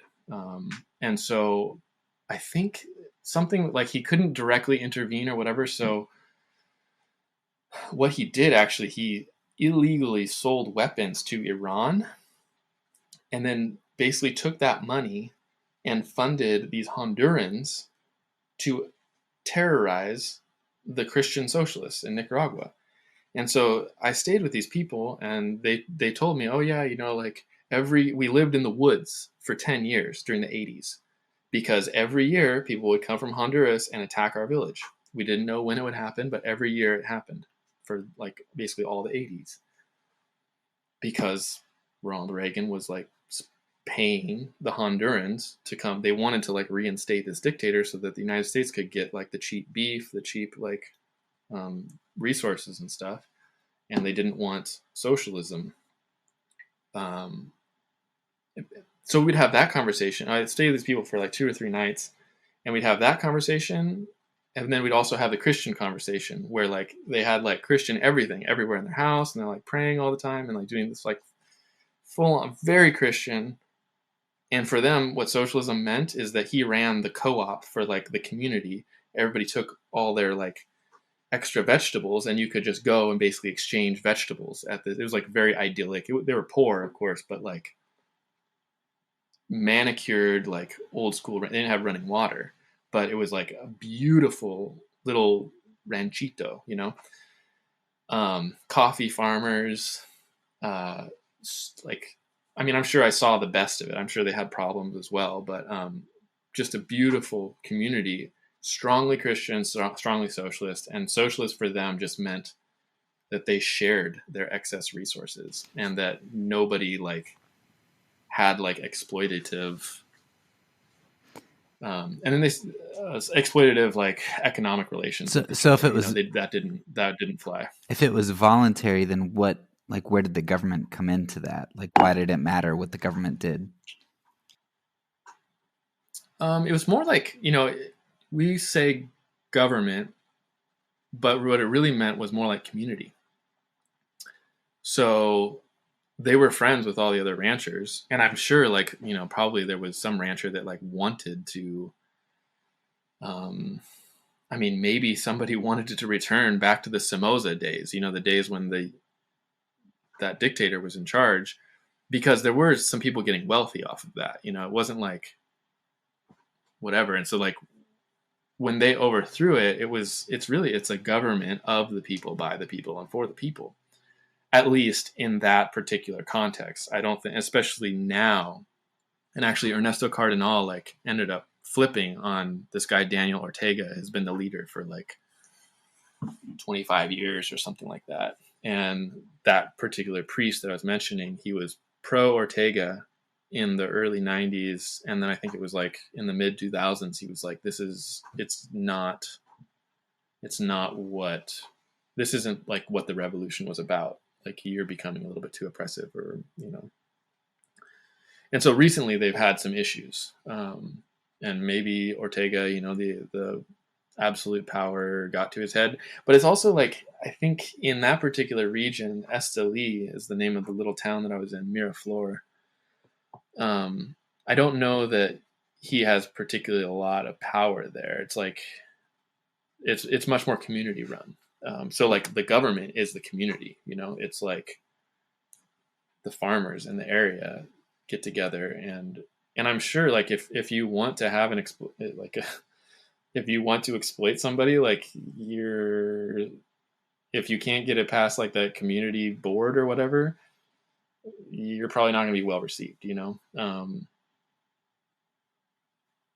So I mean, I can imagine how it could be oppressive, but in that situation, like it didn't seem like it to me. I'm sure like it's possible, but then like to like have all these like, they were very pious people, and my friend that I was with was from Israel, and they were so fascinated with him because like, oh my gosh, you're from the Holy Land, like tell us about the Holy Land, like we have a picture of Jerusalem right here, you know, we we read the Bible every day, and so we're reading about where you're from and like tell us everything about it. And we did, like at night. I was a translator, you know, I was speaking Spanish, and like we were translating the things he was saying about Israel. And so it's like they were not faking their Christianity. And for them, like socialism was really all about the food co-op, pretty much. The food co-op and like not exploitative labor relations, which is like what existed before. Like it was basically a lord and sir. It was a right-wing thing. You had plantation owners that like, you know, they paid the people nothing. And if they rebelled, then they would just kill the people or whatever. So it was like, you know, Karl Marx said, workers of the world unite. And so that's what happened, is like the plantation people united, they overthrew their like exploitative people, and then they like basically redistributed the land. But it's also not like another like funny myth about communism or whatever is that it's anti-ownership. These people definitely own their ranches, you know. And I was just reading, actually, home ownership in Cuba, because we were talking, like in the background, we're talking about Cuba. Home ownership in Cuba is over 90%. 90%, over 90% of the people there own their homes. Another thing that I also read about the Soviet Union is that, like, not long after their revolution, they like broke up the land into small farms and gave ownership to people. So, and I haven't gone deep into this, but I think the like anti-private property thing in the Communist Manifesto is more about like the means of production, right? So like a factory, that should not be privately owned. That should be owned by the workers. Is what they're talking about. They're not talking about like your house. You know, now if you own 3,000 houses or something, that would be an issue. Yeah. And there's also the other thing that like kind of reframed everything is that there's not like one single communism. Like it's definitely communisms and socialisms. There's like many versions. So in Nicaragua, you at least at some part of Nicaragua, you had a Christian socialism. And it still is that in name. I don't know. They currently have different kinds of problems than they did 20 years ago, even when I was there 5 years ago. Yeah, I wish I had it in front of me right now, but there was a great quote in John Perkins. John Perkins has a book. He was a black leader during civil rights and stuff. And he has a great quote where he's talking about how like, basically like when he went to get a job and he was offered lower than he thought was fair. He's like, well, what was I going to do about it? Because, you know, he had the means of work and the work available. So he's like, I couldn't barter with them. Like I couldn't do it. Right. And, you know, that was under capitalism. Yeah, for sure. So there are three experiences that started me rethinking how bad communism is. And so I know that everybody points to like Venezuela or, you know, Soviet Russia and how that's really terrible. And we could maybe talk about that later. But so going to Romania, you know, I started to ask people, you know, like, so what did you think of communism? And I was just like shocked by the amount of old people. It was usually older people, like 50 plus. And they'd be like, oh, we miss it. Mm-hmm. You know, they hate the degradation of the society, like their kids, and like their materialism and all that stuff, and how they don't like take care of things, like pick up trash and stuff, because it's, you know, it's not theirs. They said, well, at least under communism, I didn't have to worry about where I was going to live, and I didn't have to worry about having a job. And so that's hard for me to stomach, because I also know that under communism there were people like Richard Wurmbrand being tortured, and like there were horrendous things. But it was still shocking to me that people would rather live under communism.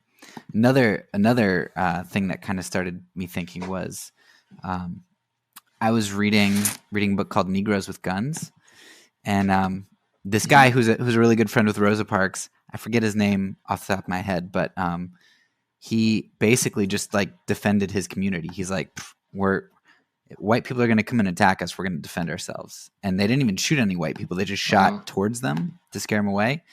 Well, all of a sudden the FBI is coming after him. And where does he escape? But he escapes to Cuba. And he's like, hey, I was treated really well in Cuba. And I was like, what? Wow. Cuba? I thought they were like, I mean, horrible people. And so that kind of got me thinking again. And then I was reading a third book, How Europe Underdeveloped Africa. And it was written by this African guy. I forget which country. And of course, he ended up being assassinated because then everybody who espouses socialism against empire ends up being assassinated. So this guy, he was just giving kind of a history of Africa and, all these companies, like I think it was Michelin or Goodyear, but like all these companies that basically got big from taking rubber, taking all these plants, all these resources out of Africa. And he was talking about, I think it was apartheid South Africa, but he was talking about how the Cubans actually sent like tens of thousands of soldiers to help. Was it Angola? Fighting Angola? It was something, but Cubans were sending people to defend against the like, I don't know, the oppressive regime. And you're like, man, that's like Cuba is not what I like. They're fighting for human rights. They are accepting black people and embracing human rights. People are saying that they actually miss communism in this place where it used to be. And then your experience. So I want that to lead into your experience. And you told me that on one of your trips, you met some people from Cuba. Oh yeah. And I just like also second that. It's funny because in Nicaragua, like I wasn't even like asking, and they were like, "Oh, we know that you're not like Ronald Reagan. It's okay. It's okay. Like we're not upset at you. You're not Ronald. Like." And I was not like bringing up anything. It's just as soon as I said United States, they're like, we know that you're not like Ronald Reagan. Like, okay. And in Germany, I lived in East Germany, and I feel like whenever I'd ask somebody, "Oh, yeah, like how old are you?" or like I don't know, somehow like East Germany would come up, and then immediately they would go into the like, is it better now or was it better then? And they'd be like, if they were young, they'd be like, I think it's better now, but there was no homeless people back then. And like another friend was telling me, she's like, how like everybody's all about like this whole organic thing, like organic, everything you want it to be organic and like locally farmed and all this stuff. And she's like, do you know what we had under communism? All locally farmed organic food, And she's like, we didn't have bananas, but we had like everything else was like, that was the thing, like in Germany, that they were like shipping bananas into West Berlin in particular. And so East Germans were like, man, I wish we had a banana. But like the government, the community, the government, whatever, decided that they wouldn't spend money for bananas. So yes, a lot of people in East Germany, they also say the same thing, like, it was kind of maybe better under communism, which was mind blowing to me, mind blowing. But when I was working in the humanitarian field, I think it was in Dominica and Haiti in particular. Dominica is like an island that's sort of near Venezuela. A ton of Cuban doctors.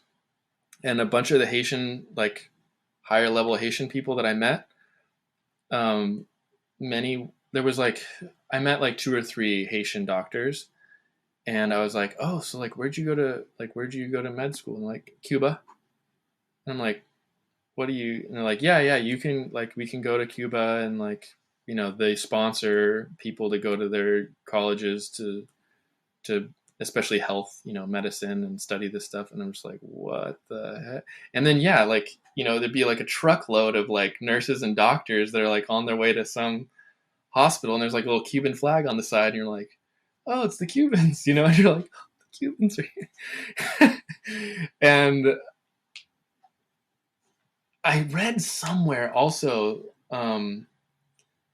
I think it was a Chilean. I think it might have been like Pinochet actually that said something about this human rights discourse is really just a Marxist ploy to get into the government or something.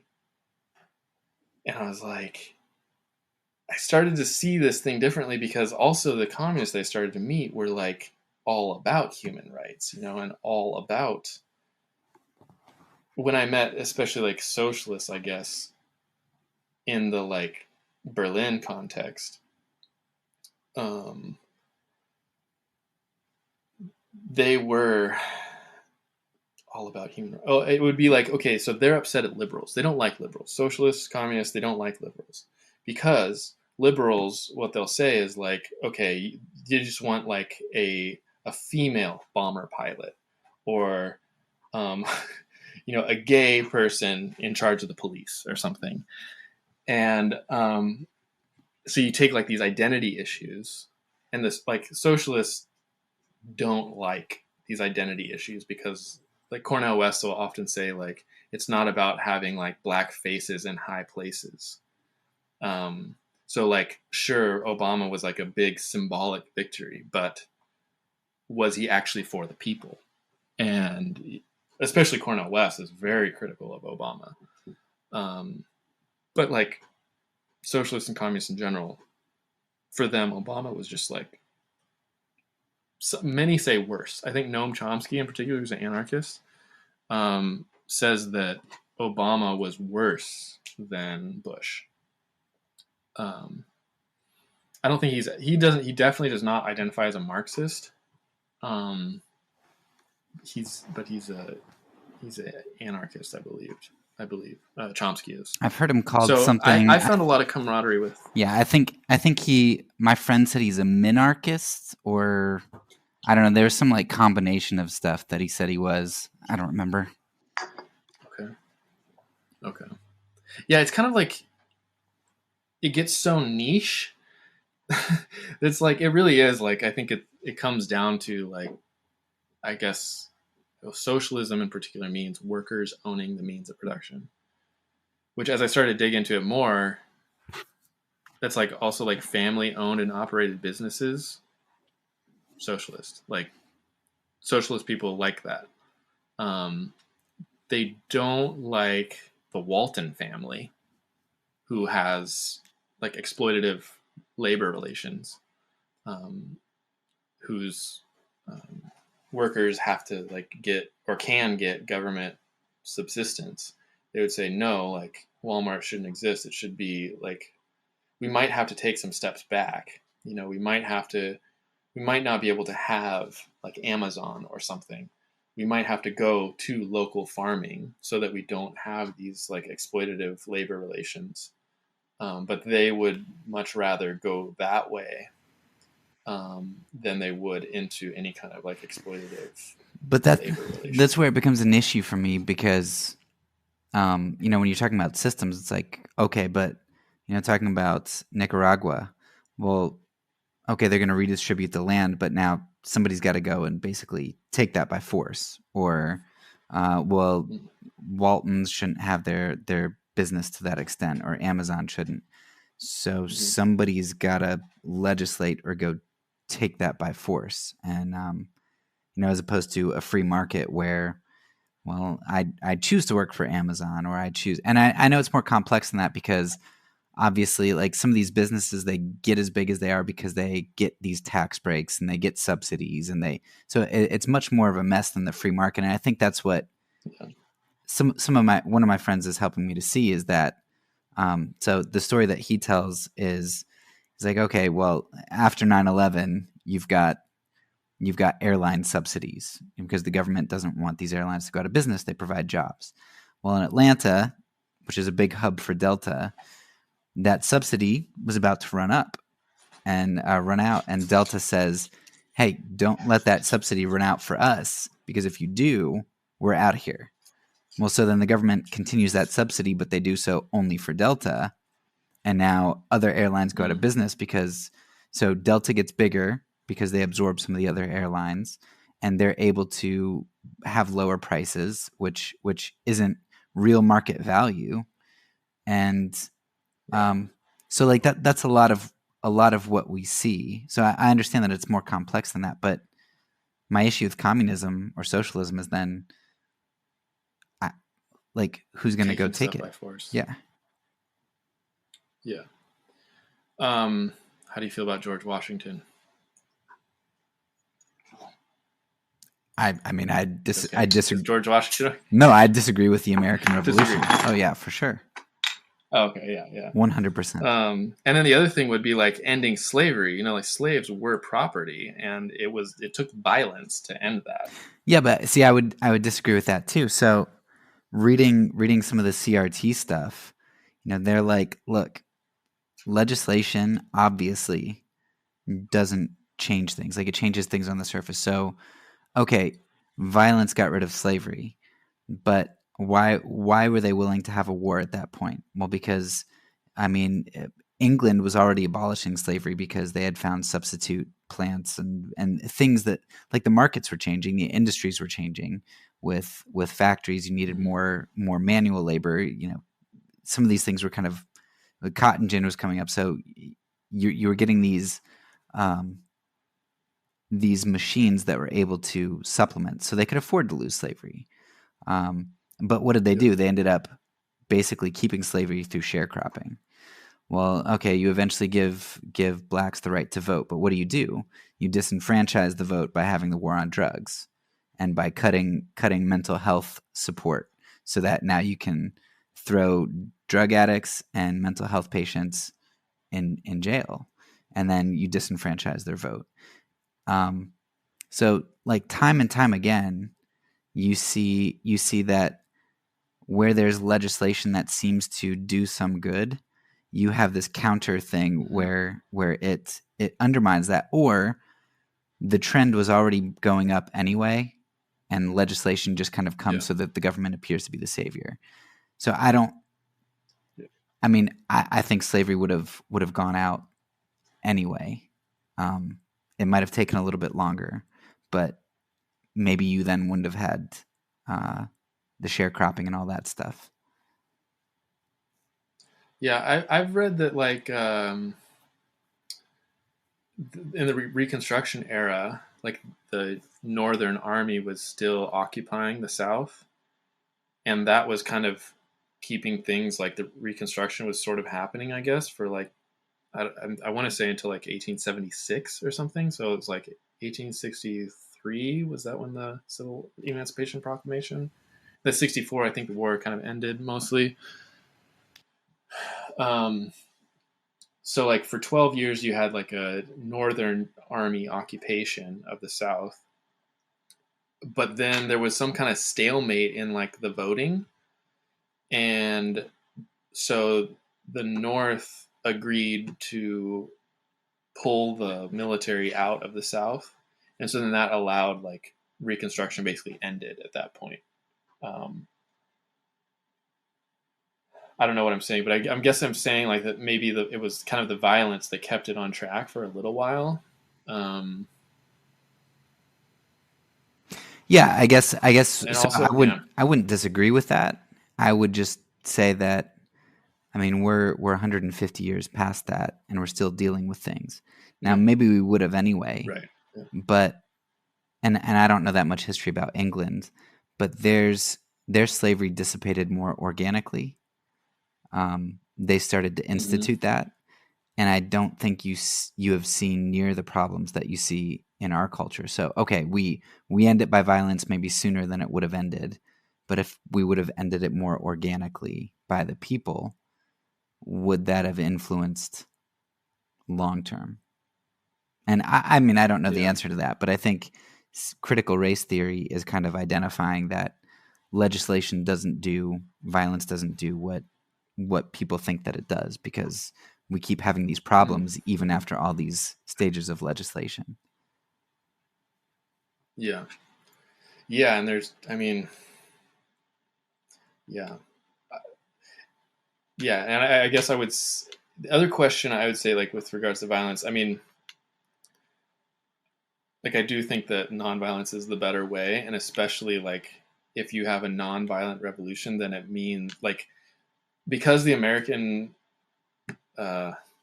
nation, I was going to say empire, whatever, but because we were founded on violence, it means that like violence is basically an acceptable way, you know? Like, you're rare, I think, saying that George Washington, you know, that you don't agree with George Washington. Like, so then that means that like, if somebody's pissed off, if there's taxation without representation, then it is okay to like freaking revolt, you know, just like the founding fathers did. But if you found on Jesus, a nonviolent revolutionary, then you don't have to agree with the George Washington, you know? And if we had a nation that was overthrown nonviolently, then we would say, no, we are a genuinely peace-loving nation. Like, our revolution, we don't even do violence, you know? So I'm with you on that, but I also think that it's kind of it's the powerful people that decide whether or not they're going to allow a peaceful change or not. You know, and JFK said that. He said, "Those who make peaceful revolution impossible make violent revolution inevitable." Yeah.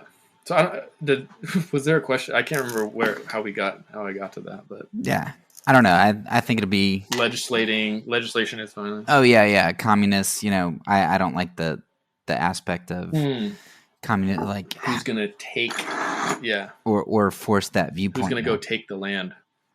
Yeah, and who determines how much is too much land, and who determines what's exploitative? I was just about to say, Bill Gates he owns more farmland than anybody else in the world. Like, this just happened last year. I think he went on a buying spree, and started buying a whole bunch of land. So, yeah, he owns more farms than anybody in the world. No, it's kind of a weird thing. Computer guy, owning a ton of farmland. So let me switch. So we talked a little bit about communism and how it, you know, it maybe isn't the demon that everybody paints it out to be, and we could maybe talk about some of the specific examples later that people like to throw around. But what about so let's talk a little bit about capitalism now. So communism might be better than people think it is, but capitalism isn't the saint, I don't think, that people think it is. So now I've heard people talk about when I say that capitalism is messed up, like it's really bad. What they say is that no, it's not really capitalism. Like I was giving the point about Delta and the subsidies. They'd say it's not capitalism that's its issue. It's not the free market. What it is the government intervention in the free market. When the banks screwed up, the government should have let the banks go. When the auto industry screwed up and overextended, the government should have let them fail. So what we really have is a pandering to the wealthy and government propping up things. If we had a truly free market, no subsidies, would be good. And when you add on top of this the Keynesian economic system, which is we have to always buy more and consume, I mean, that leads to just really bad habits, but also exploitation, where you're trying to take people for as much as you can. So what would you say? Do you think that capitalism, free market is bad in and of itself and communism's a good alternative, or do you think that a free market is the best thing?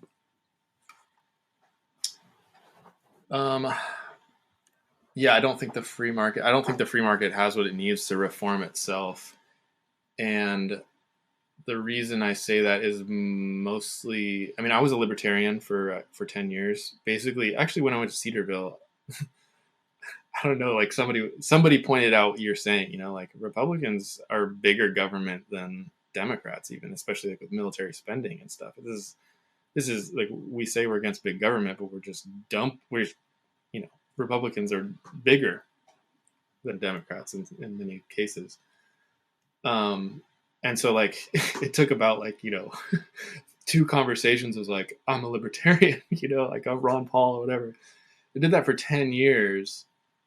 And then I started to see, I guess, the way Amazon was and Walmart were just running rampant over small businesses, and how many, like, I love bookstores, right? I love being able to go to a local bookstore, and like basically everywhere I was going, all the bookstores were closing down because they couldn't compete with the online of Amazon. And or same thing like Walmart, and then like people would go, like, then they have to get these like kind of crappy jobs that don't quite pay enough. So then I'm like, what is the libertarian going to do regarding Jeff Bezos? Nothing, like let him do whatever he wants. And then recently I came across the like Haymarket affair. Do you know about the Haymarket affair? No. Haymarket riot. So Cyrus J. McCormick, senior, he started the like cotton harvesting, a harvester. I think it was for cotton, but he generated one of these things, and then he brought all these work. He started selling them all over the place. Everybody loved him. This was in the 1870s, 80s, maybe earlier, maybe the 60s, and became really successful, selling them all over the place. He sent his son to Princeton to study economics, and things were going great. His son came back, like, hey man, yeah, efficiency, let's like make this better and all this stuff. And the workers got so good that they were working 6 days a week, 10 hours a day. This is in the 1880s. And they started to say, hey, why don't we have an 8-hour workday instead of a 10-hour workday? Because we can accomplish everything in 8 hours. We're good now. We're fast. Like, we know what we're doing. We're just cranking these things out. And McCormick Sr. was like, well, we'll talk about it. Maybe just like whatever. He didn't change anything. He died, I think it was 1884. And then it was 1886 that Cyrus McCormick Jr., they were like starting to make more of a fuss. Like, hey, 8 hours, 8 hours, 8 hours. Like, let's not do this 10-hour thing anymore. We don't need all this. Like, we could go home, be with our families. We could like invest in the community or whatever. And McCormick was like, we could do that, or I could fire half of you and more profit for me. And so that's what he did. He fired half of them, and the other half, he dropped their pay by 10% because he's like, you're lucky you have a job. So I'm going to pay you less. In a year that he made a big profit the year before, he totally could pay the 10 hours, 6 days a week, whatever. He totally could pay that. He's making all this money, but now he's making more money. And so the people freaked out. Like, this is not right. This should not be allowed. But McCormick was wealthy, and so he just like paid the people he needed to. He told the people in the newspaper, he's like, yeah, these are just angry workers. This is just the way it is. Free market. This is just the way it is. I'm sorry. What do you guys feel entitled to me? All the same arguments that we hear today. And so then, and like they were, making a fuss, and I think the half, they ended up quitting. They said, we're not going to work for you because this is ridiculous. And there's striking. They had strike breakers coming in. There's like a little violence here and there. And so McCormick basically told his friends at the police that, hey, these guys are troublemakers, whatever. And so they started like the protest. They would come in, and they like May 3rd, 1886. So May 1st was International Day of the Worker. And that's like, May Day or whatever. And that's what this was all about. It actually related to this moment even.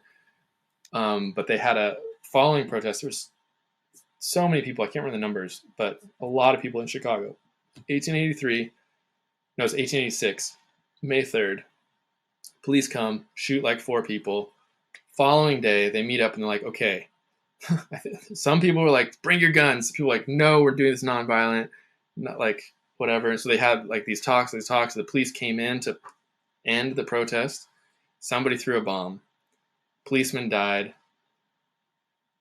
They rounded up, they knew who the leaders were of the workers, rounded up the 8 leaders, hung 4 of them immediately. 7 of them were not even at the event.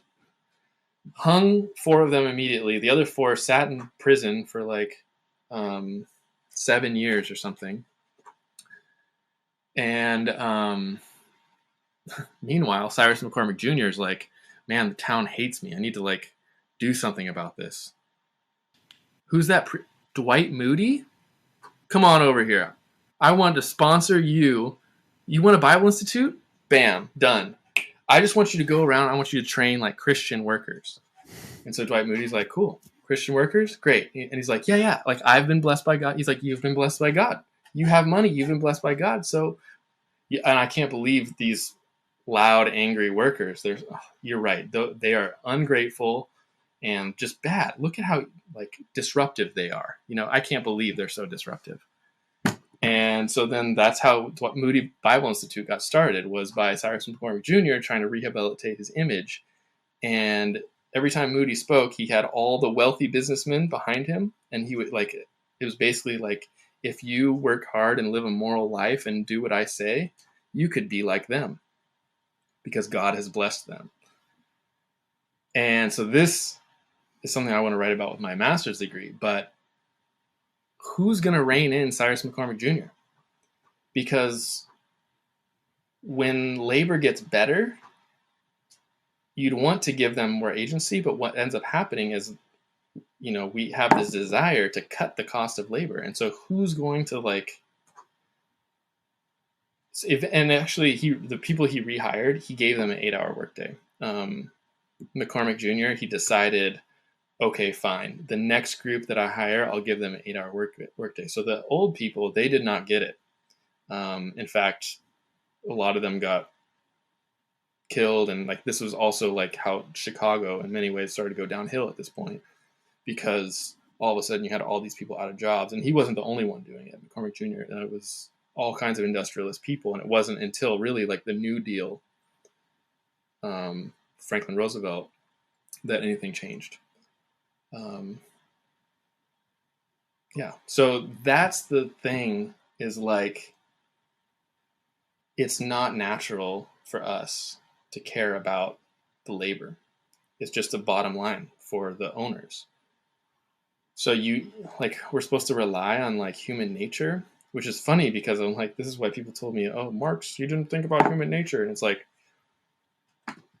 think I'm not a capitalist because we're not thinking about human nature. I mean, human nature of this top 1%, Yeah, that's how I feel about government too. Being reformed.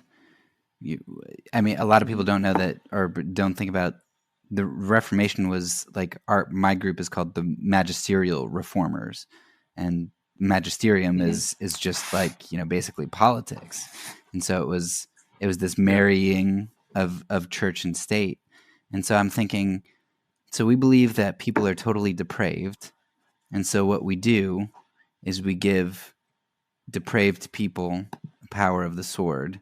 We're going to give this group of depraved people extreme power over all of these other people. And it's like you said, I mean, you say that the other side doesn't consider human nature, but it seems like we do just as bad stuff with it, or just as oblivious. Yeah. And I don't have you. There's one talk that really helped me was Richard Wolff's Socialism for Dummies, and he explains that Marx and company really liked the French Revolution, which was liberty, equality, fraternity. But then they were this system that we have now, where we just let the wealthiest people decide what happens, they were that's not going to bring us liberty, equality, fraternity. And we're going to have to get to the point where workers own the means of production. Everything is a worker-owned co-op, basically, in today's language. That's what we're going to have to get to, and in order to do that, we're going to have to do all this stuff. But they were they realized that the system was isolating people, and so they said, what should we call this new system? We should call it socialism, a belief in society. We prioritize society. And the current one, what it's doing is it's prioritizing private wealth. It's saying that whoever has the most accumulated wealth, we trust you, we believe in you. But he's saying we're going to have to switch it, and we're going to have to believe in society. We're going to have to believe in all people. So even the person who said, of the people, by the people, for the people, Abraham Lincoln, he's quoting this guy, Theodore Parker, Theodore Parker is like a serious reader of Hegel, which is where Marx gets a lot of his ideas. So even the American version of the people, by the people, for the people,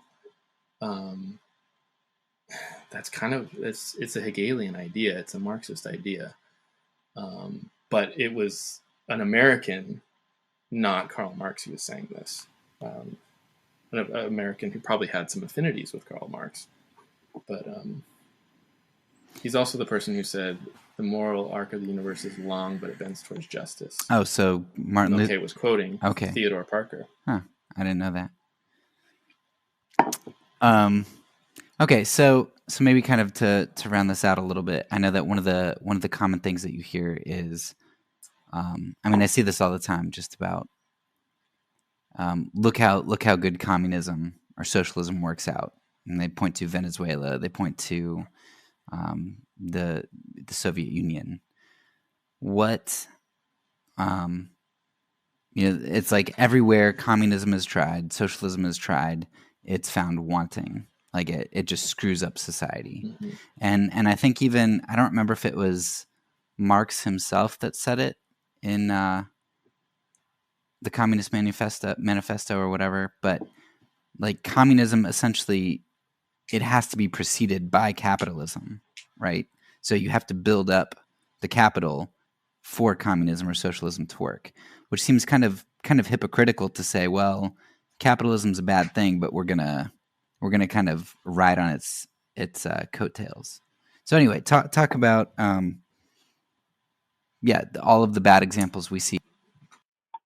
Yeah. So I guess there's 3 things that immediately come to mind. I didn't super prepare for this, but obviously it's a question that like I had myself, because like I said, I was a libertarian for 10 years, and before that I was just like conservative Republican, indoctrinated. All Democrats are totalitarian. I also thought Marx and Hitler were the same thing, which now I can't believe that people actually think that. But so 3 things. The one first, fast, easy one, maybe not the main one, but it's like these are nations and they have like normal problems, like just because all of a sudden you're socialist or capitalist doesn't mean that you're like, if you have a lawn mowing business and your lawnmower breaks, it doesn't have anything to do with your labor relations, but so there's those kind of issues from time to time. That's a small thing, but just something to remember, that like whatever system you have, you're still going to have like natural disasters that make issues. The second thing is that, and now I'm like forgetting like what were the 3 that I just thought of, but the second thing, and the biggest one in Latin America in particular, but also like African nations, basically any developing nation has this issue. Like Cuba, they've had an embargo from the United States, same as Venezuela. The United States has basically told like any country, like, we will not, if you work with Cuba, we will also not work with you. So people are like, okay, we can either work with the United States or we can work with Cuba. We're working with the United States. It's like way more advantageous. Like we get Apple computers, we get, all kinds of benefits from trading with the United States, and their stipulation is don't work with Cuba. So I think I read just something recently that like,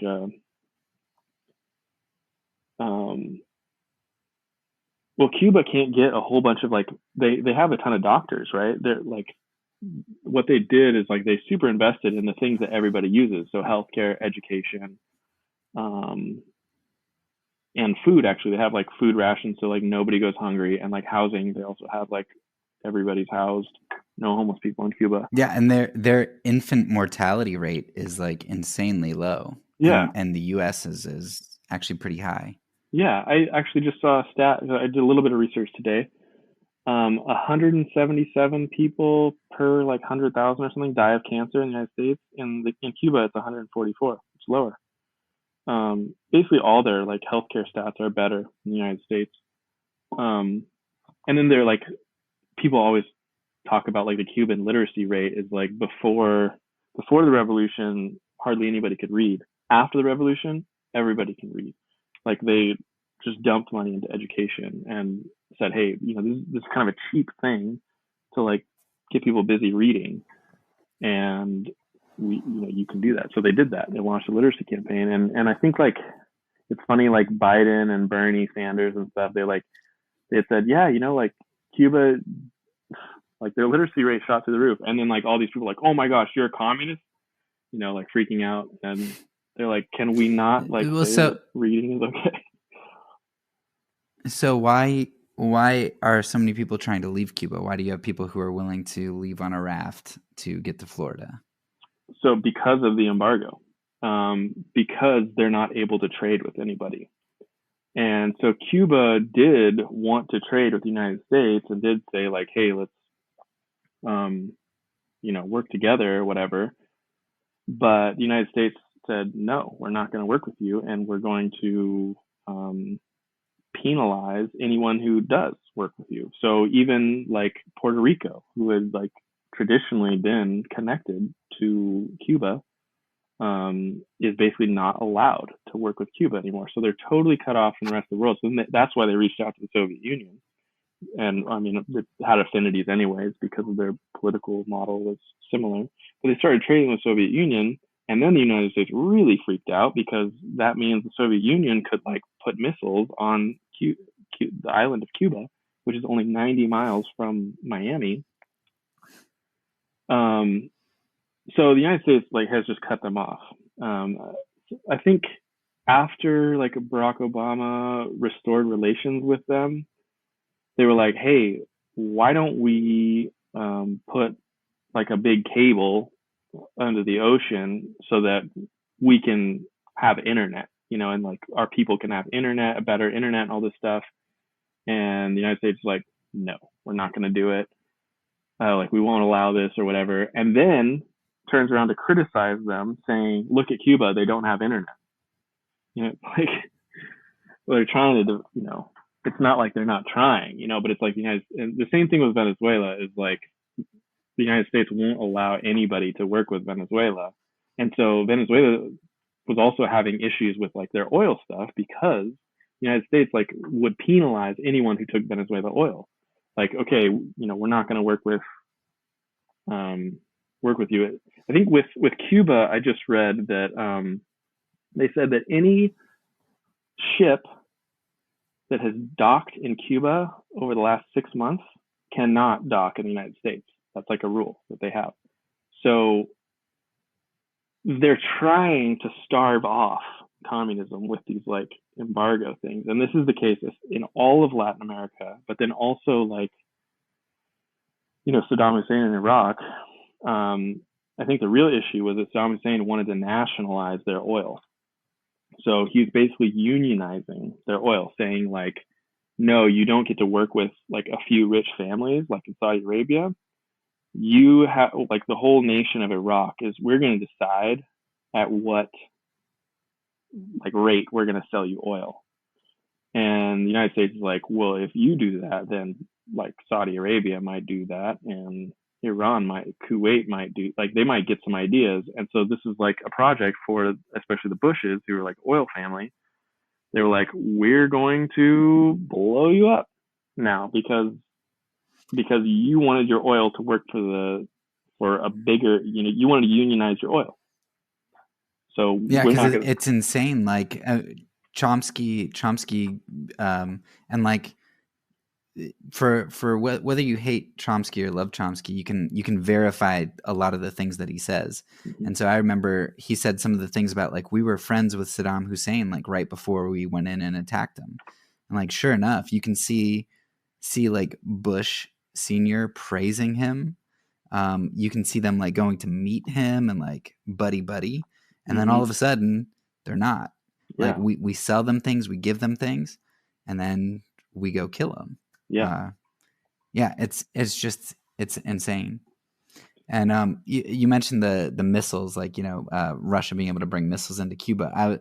I also learned it's like, well, part of how we were able to back Russia off is we had missiles in Turkey aimed at Russia. And so we were able to, so it's not fair for them to have missiles close to us, Right. but like we put our stuff right on their back door, right across the Black Sea. Yeah. It's just insane how hypocritical we are. Yeah. Yeah. I see like these pictures of like Iran in particular. So Iran, they're like, and they say like, why did Iran put their country so close to all our military bases? You know, because like if you look at Iran and U.S. military bases, it's just surrounded with U.S. military bases. You know, and I think Richard Wolff, like anybody can go, like look him up on YouTube because he responds to this in much more detail, and he says something about like Soviet Union was invaded like several times by the Western powers. They never invaded. Like they were not the aggressor. The aggressor, we were the aggressor. Um, and he, you know, he says it like Chomsky. He names it like a little more factual. Like I haven't like memorized the facts of all this stuff, but the Nicaragua thing I looked into pretty seriously, and that was, I mean, that was a pretty big disenchantment moment. I feel like, you know, people always told in the conservative world, they always told me like, yeah, you know, you got to read and do your research, and then I like started and like, you know, travel and talk to people and like broaden your horizon, and then like I did that, and now I'm like, I'm a freaking communist now. You know, I mean, and that's, I think the difference between socialist and communist is a little bit funky, but I think it was in the like 1920s Germany that this like the distinction became serious, and the distinction was the communists were willing to be violent or work illegally, and the socialists wanted to work within the system, but they had like the same basic thing. And of course, the Nazis were anti-socialist, anti-communist.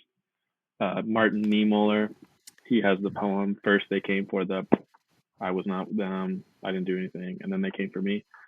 It's first they came for the socialists, which was like a mind bender for me because I thought that it was National Socialism. I was always told it was National Socialism, you know. But that was a word at the time. It's kind of like democracy is now, that like everybody says it's democracy. Like you have J. Gresham Machen saying, "I'm all about democracy and individual rights." And then you're like, but whose individual rights? Oh, only yours. That's totalitarianism, you know, like not democracy.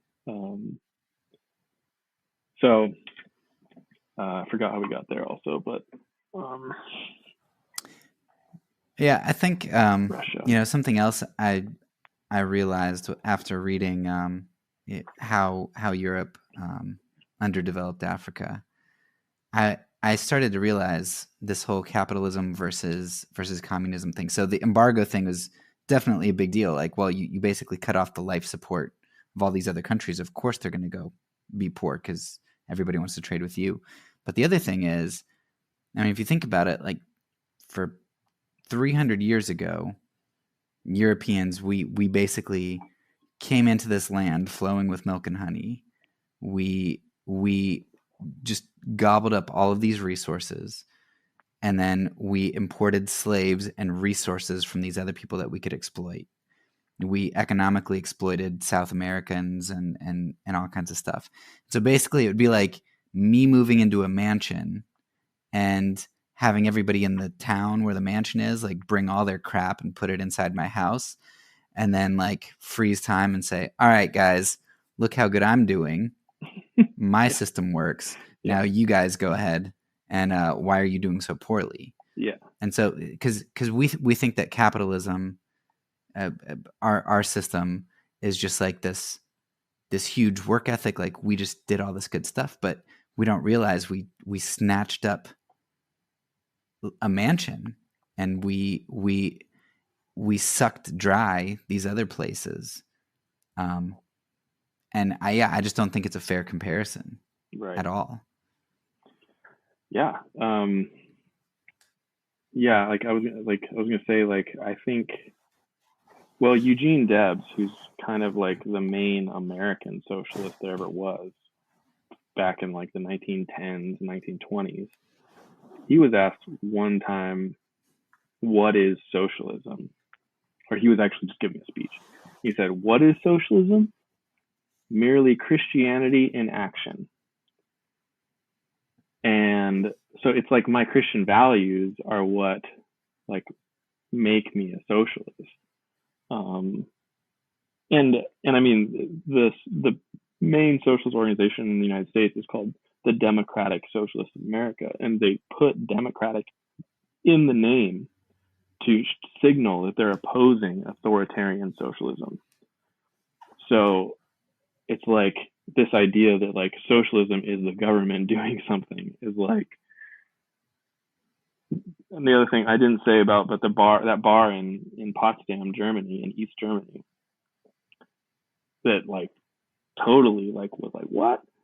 I can't remember if I learned it was a communist bar or what, but it was a bar, and it had this huge banner across the top of it. And it said, never trust the government. I was like, wait a minute, I thought communism was the government, you know? And so then I had to like basically have conversations with a whole bunch of people and do a lot of like, you know, reading and stuff, and starting to realize that like communists were actually like the French Revolution. Like they loved the French Revolution. They loved the like liberty. Marx loved that like Lincoln ended slavery. Loved it because he was about the workers having agency. You know, like he's about regular people having rights. He's saying that like under the capitalist system, Cyrus McCormick Jr., Jeff Bezos can do whatever they want with their labor, but then we're going to create a system that like the workers own the means of production. It's worker owned co-ops today, you know, that's what it looks like. Even Reagan like had great things to say about worker owned co-ops. And in that sense, like the United States is more socialist than most places because I think it has more worker owned co-ops. Not that many, but it has more than many other places. So most of us, I think, are actually socialists. We just don't realize it. And this whole like, I want to, you know, like I don't want to work and have the government take my money. It's like, well, do you want to work and have Jeff Bezos take your money then? Or because that's what's happening, you know, like you're working and you're having your like employer take your money, you know. Yeah, but I give it to him when I order stuff on Amazon. Oh yeah, we like Amazon, and it's cool. You know, like that's the other thing is like, no, like keep Amazon, but like worker owned Amazon. You know, and maybe it wouldn't be as efficient, but it's like I would take human rights over efficiency. I don't care if like, you know, my chair that I ordered takes 10 days to get here instead of 2. Like I'll deal with that. Like let's let the workers be a little more respected, you know. Yeah. Let's. Well, I mean, I think that's the problem. We're consumerists, and materialists, and so yeah, I choose convenience and price oftentimes over. Yeah. So it's okay. So last. Oh yeah, go ahead. Go for it. Well, I was just gonna say, like Amazon and like most of these things are cool and fine. We just want those labor relations to be better, and basically we just say like, okay, Jeff Bezos, like how much money do you need? How about let's cap you at like $999,999,999. How about that? And you can have like 3 houses wherever you want. How about that? And then the rest goes to your workers, you know. But isn't that passing off responsibility? Because it seems kind of cheap to say Jeff Bezos should control himself on how much he earns and spends, whereas why shouldn't we as people, as individuals, make those small choices and just say, I'm not going to buy from him. I'm not going to buy that from him. Why don't I take the moral responsibility to do the right thing rather than saying, I just can't control myself to buy from Amazon, so he, as an individual, should control himself? Because he will always find people that are willing to exploit, you know? I was just talking about somebody about Nazi Germany, and they were saying, like, you know, it wasn't the German army that was really the problem. It was called the Wehrmacht. Like, the Wehrmacht wasn't really the problem. It was the SS. So, like, they separated their standing army, which was just kind of like, you know, whatever. And probably, like, if they told somebody in the standing army, okay, now we're going to have you guys just go murder all those Jews. Like, probably the standing army would have said, that's wrong, we're not going to do it. I mean, they probably would have had much more problems. And so they established the SS to do the dirty work. So you had this standing army that, like, didn't even realize really what was happening to the SS, or it was like a don't ask, don't tell, you know, like, I don't want to know, don't tell me. We're just going to do these general soldier things, which are, you know, horrible enough. But people in many communities, they claimed, and I think they're probably I believe them, that they didn't know various concentration camps were happening, what was happening, the way it was happening. And it wasn't until 1941 that they actually did the whole, like, the full-on, like, gassing of people. I mean, it was horrible, but like in 1933, they started deporting people. And you go in Germany and they have these, like, little, they're called stumbling stones, but they're like these little gold, you know, not actual gold, but like right outside. And it says, you know, Gershom Scholem lived here.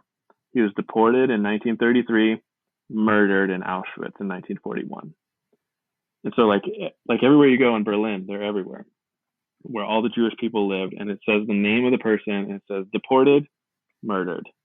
Or some of them is only deported, you know, some of them were only deported. But my point is that there's like a separation between the, like, sort of more reasonable things and then the dirty work things. So Jeff Bezos, I think he can always find people that are willing to exploit. And the others, like, also Nazis, the way they did it, like,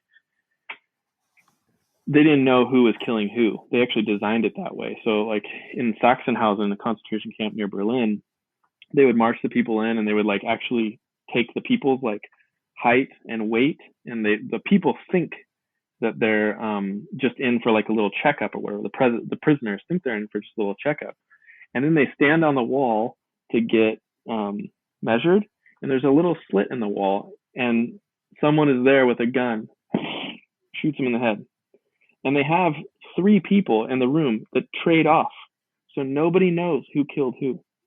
Nobody knows. Like, they developed a way to not know what they were doing, you know?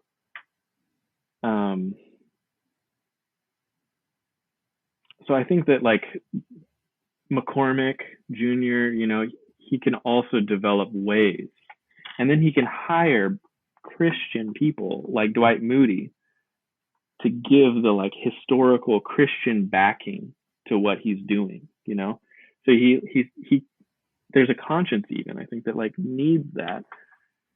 And that's why it's not enough to just say, like, okay, I'm not going to buy from Amazon, because we can trick ourselves. People did it with slavery too. I mean, that was one of the most eye-opening things for me, was reading, like, biblical justifications of slavery. They're like, it says slaves be obedient to your masters. You are the one not following the Bible. I'm following the Bible. It says slaves be obedient to your masters. I'm the biblical Christian. You're not. In fact, we're going to start our own convention of people that is biblical. We're going to call it the Southern Baptist Convention. It's pro-slavery. It's 1845. They separated from the rest of the Baptists because the Southern Baptists are pro-slavery. Southern, they mean we are pro-slavery. We are biblical Christian. It says slaves be obedient to your masters. God said it. That settles it. I believe it. Done. You know? The Exodus is slaves disobeying their masters, you know? Yeah. So I just don't think because of human nature is why, like, I can't be a free market, because we will find ways to justify our exploitation. Yeah, but don't you think that with human nature, giving people the power to determine who's exploiting, I mean, like, so take Mao in China, Yeah. right? He's like, the intellectuals, the wealthy, like, I mean, he got to determine who the bad people were. So I just, and maybe that's why I lean towards, or I would say that if I had to land somewhere, I'm landing on anarchism, which is like Christian anarchism, no king but Christ. Like the church is the ethic for the world. I'm gonna invest my time and resources there and be an alternative kingdom to live by example. I'm not going to seek to legislate abortion, whatever, but we're going to try to provide through love for mothers so that abortion doesn't even cross her mind, because our community will provide for her and for her kid. Right. That's my ideal. Yeah. So yeah, like I said, I'm not communism, not capitalism, for me. But I don't know if you'd have a response if you're pro-communism, if you think that empire can control communism well, or human nature can control it well. Yeah, well, I mean, I would say, I guess, absolute power corrupts absolutely. Like, I do think that when somebody's given too much power, it's easy for that to become exploitative. And so within a socialist or communist system, that it's easy for that to become exploitative.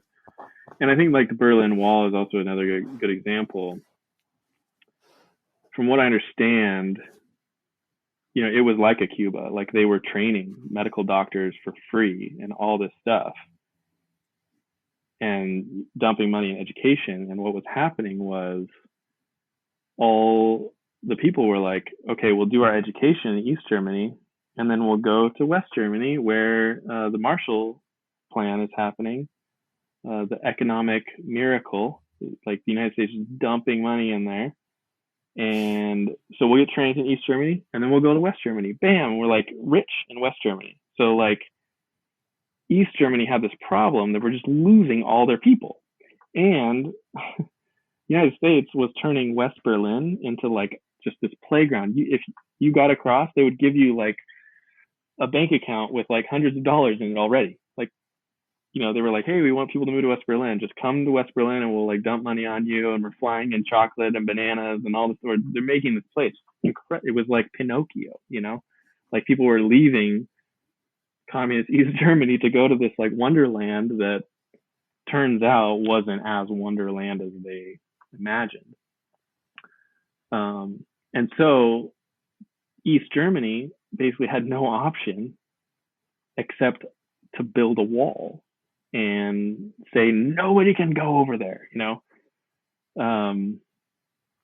which is not a good option. But they had kind of like, in a way, before they even built the wall, they had already lost because they can't compete with exploitation. Like what you were saying about like the underdevelopment or, like the mansion, and then like, man, you guys are poor, you must suck, like it's like, no, you got exploitation is a great gig for the people at the top. It is really good. Slavery was like a 700% return on investment. It was just a crazy return on investment. Like somebody invests a little bit of money in slavery and bam, and all like, it's a way to get rich quick, and it worked. But I would say that slavery is not a good thing, and I would say that the way we treat workers in a quote free market system, is also not a good thing. So I think we should set up, and there's like biblical, Leviticus 25, the Jubilee year. This is like kind of a pretty biblical thing. I just listened to this economist, Michael Hudson, basically claiming that most Middle Eastern cultures realize that if they didn't like cancel the debt every 50 years or so, the inequality would just get too crazy. So that was the Hebrew way of doing it. Now, did they ever achieve that? Probably not. But I'm okay with like biblical economy. Wipe out the debt every 50 years. That seems good to me. So am I a biblical literalist? you know? Yeah. Well, I do think it is funny. So just a little bit of push. It's interesting how my group would take the homosexuality as bad from the Old Testament because they're biblical literalists, but not the Jubilee. I think you'd probably do the opposite. Yeah, and I mean, I think like I go with Paul, like he's like the spirit. It's the spirit of the law, not the letter of the law. Spirit, the letter kills, the spirit gives life. And I think like Acts 10 is a good example of like that's Peter. He has the like dream about eating unclean meat, and he's like he tells God, "No, I'm a good Jew. Like I don't eat pigs," you know, and but God like tells him, "No, eat pigs," you know, like so this is a crazy reversal that happens, and I think that you have historical reasons for certain things. And I think that like the Levitical, there's what 6 verses against gay people, and I think a lot of them come down to exploitation. Actually, maybe all, but yeah, because I think the way they saw it was different than the way we saw it. But I also see in Jesus like a pattern where he forgives the woman caught in adultery. He does say go and sin no more. And I think that like it's easier to agree with like adultery as a sin when I see like, I call them healthy, monogamous, homosexual relationships. I don't think they're hurting anybody. Like the other weird thing is like, it doesn't really affect me. I don't know. We don't need to go too far into that, but yeah, no, it's good. I mean, but I do find it really interesting that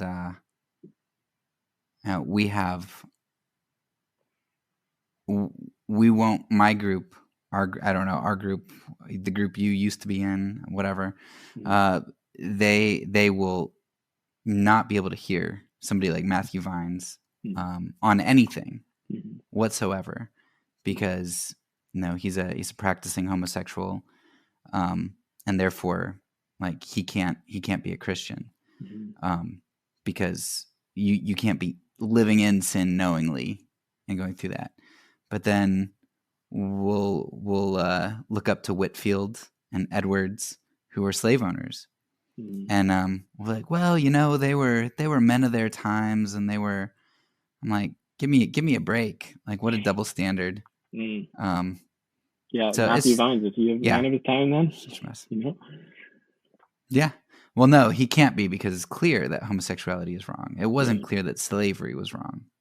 And then it's just, I mean, the lengths that we'll go to just, we don't like living in that ambiguity. We don't like we like our categories, and we like comfortability. And to be like, you know what? I don't know. Maybe those slave owners weren't Christians because they were living in abhorrent sin. Or maybe people are sinners and we can listen to them, but then we can also listen to Matthew Vines, even if we think homosexuality is wrong. But that is a bit off topic. Yeah, I think it's weird. I think like ideally like a socialism cares about everyone who is hungry, thirsty, naked, a stranger, person in prison, Matthew 25. And it says, blessed are the poor in spirit. Or if you want to go to Luke 6, blessed are the poor, for theirs is the kingdom of heaven.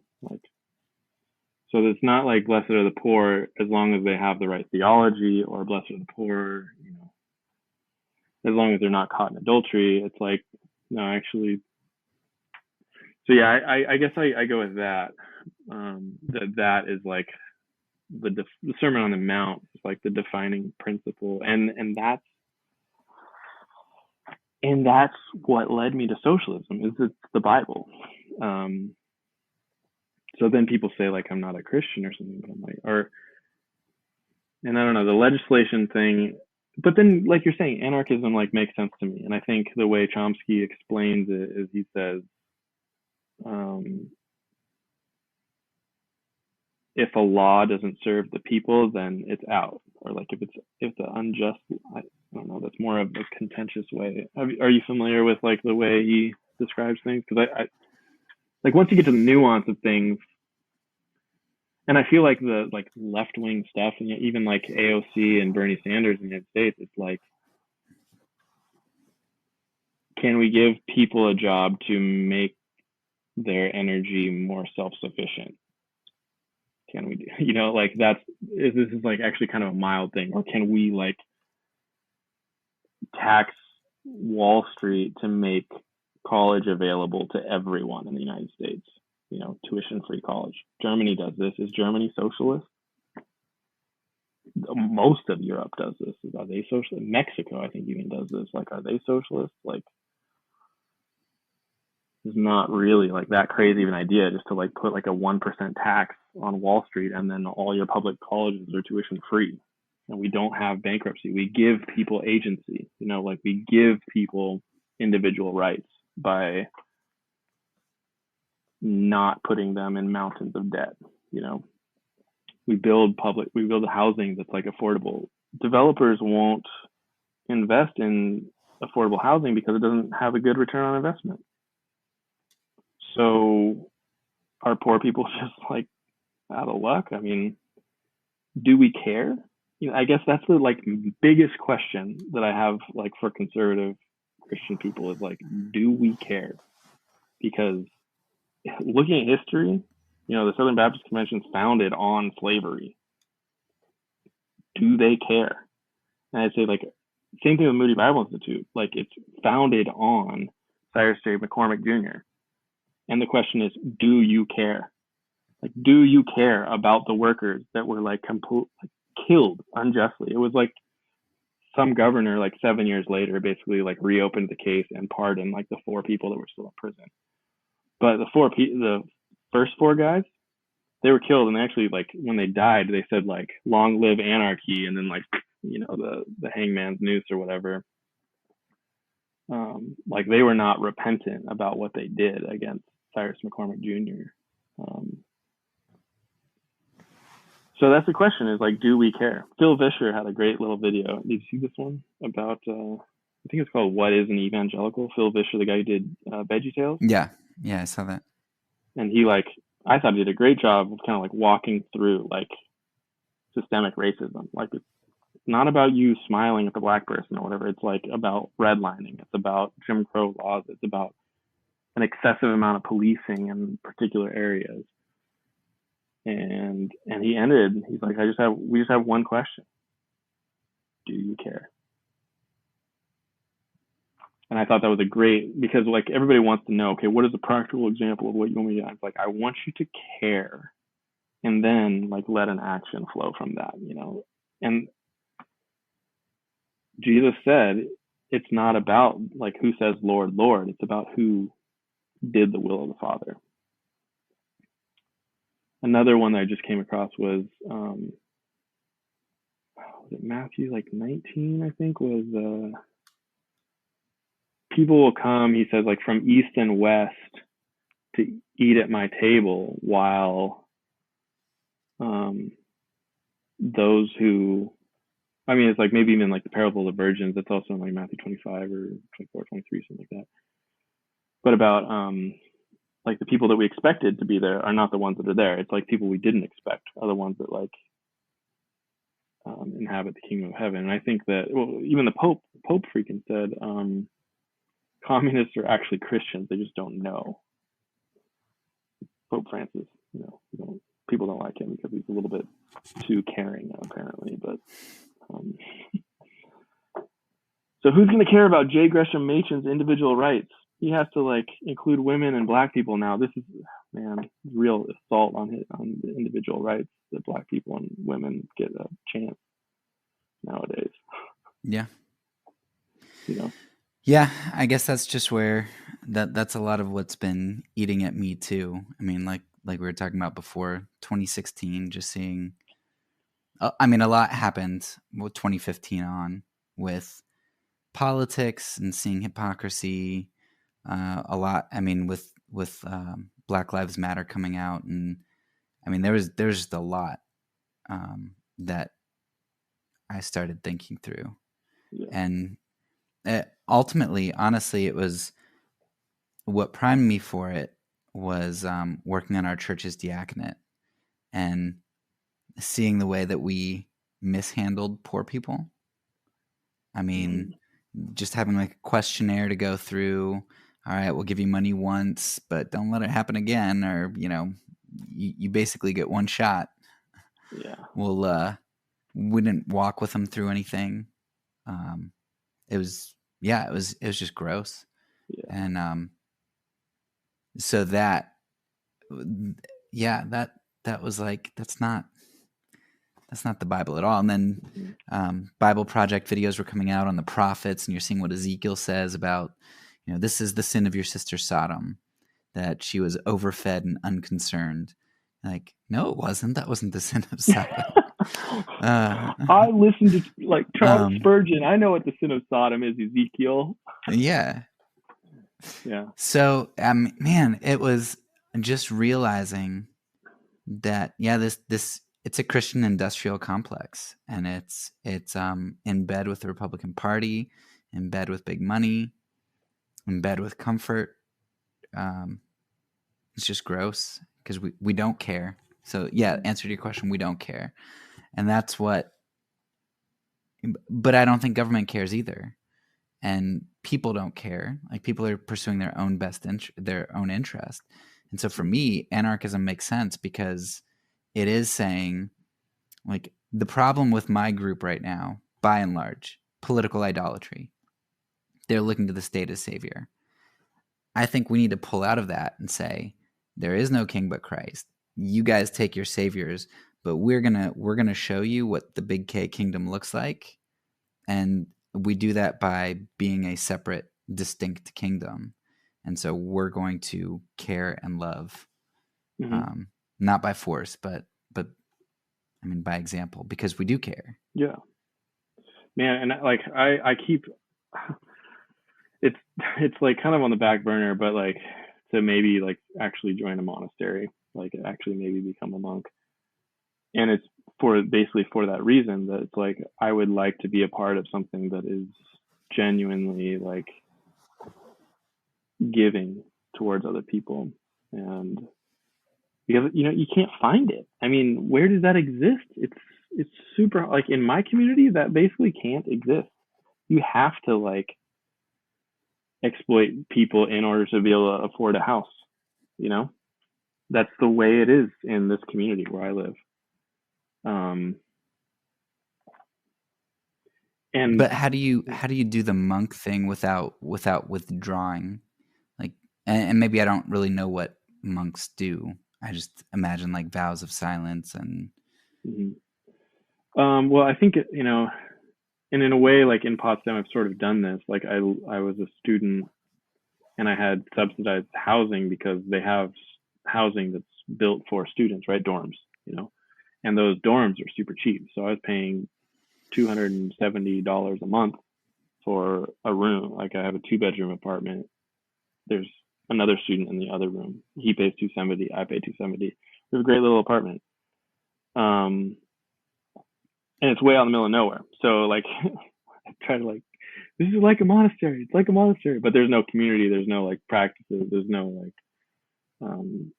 whatever. But I think that's sort of, yeah. So, I mean, but I think like the anarchist thing actually, like it works. Like, and I mean, it's just, the question really is like, do you care? Because I don't think that we're just not caring. And that's why like I left evangelicalism pretty much, is because I couldn't find anybody that cared. But then the weird thing is I go to a Democratic Socialists of America meeting, people there care. And they talk about like systemic issues. Now they're not like powerful enough to really change anything, but like, and there are anarchists that are involved in the DSA. It's not a perfect organization, and there's a whole bunch of liberals in DSA, which like kind of screw it up because they're all about identity politics. And like, I think it's sort of a good rule of thumb, given the history of the United States and European stuff. But but identity politics is not going to save us. It's not going to do anything good. I mean, of course, yes, governments are not going to save us. But Martin Luther King saved a lot of people, I think. And he did that through kind of social protest. And same with Nelson Mandela. Nelson Mandela, Desmond Tutu, those people, they saved people. And so I think that method is effective, but also the church method is effective. And that's why I said I call myself like an interreligious socialist. So I do think that and Paul Tillich actually just read an autobiographical essay that he wrote, and he's like, there's nothing beyond religious socialism. And so, yeah, I think that Christianity is socialism actually. And, but socialism is a very, very, very broad term. So I think within socialism, you have a whole bunch of anarchist people. And that sounds weird to us because we associate socialism with the government. But then if you read socialist literature, they're pretty much all of them are anti-government. And some of them in more recent years are more Keynesian, like you said, which is like, let's build a little bit of welfare system into our community.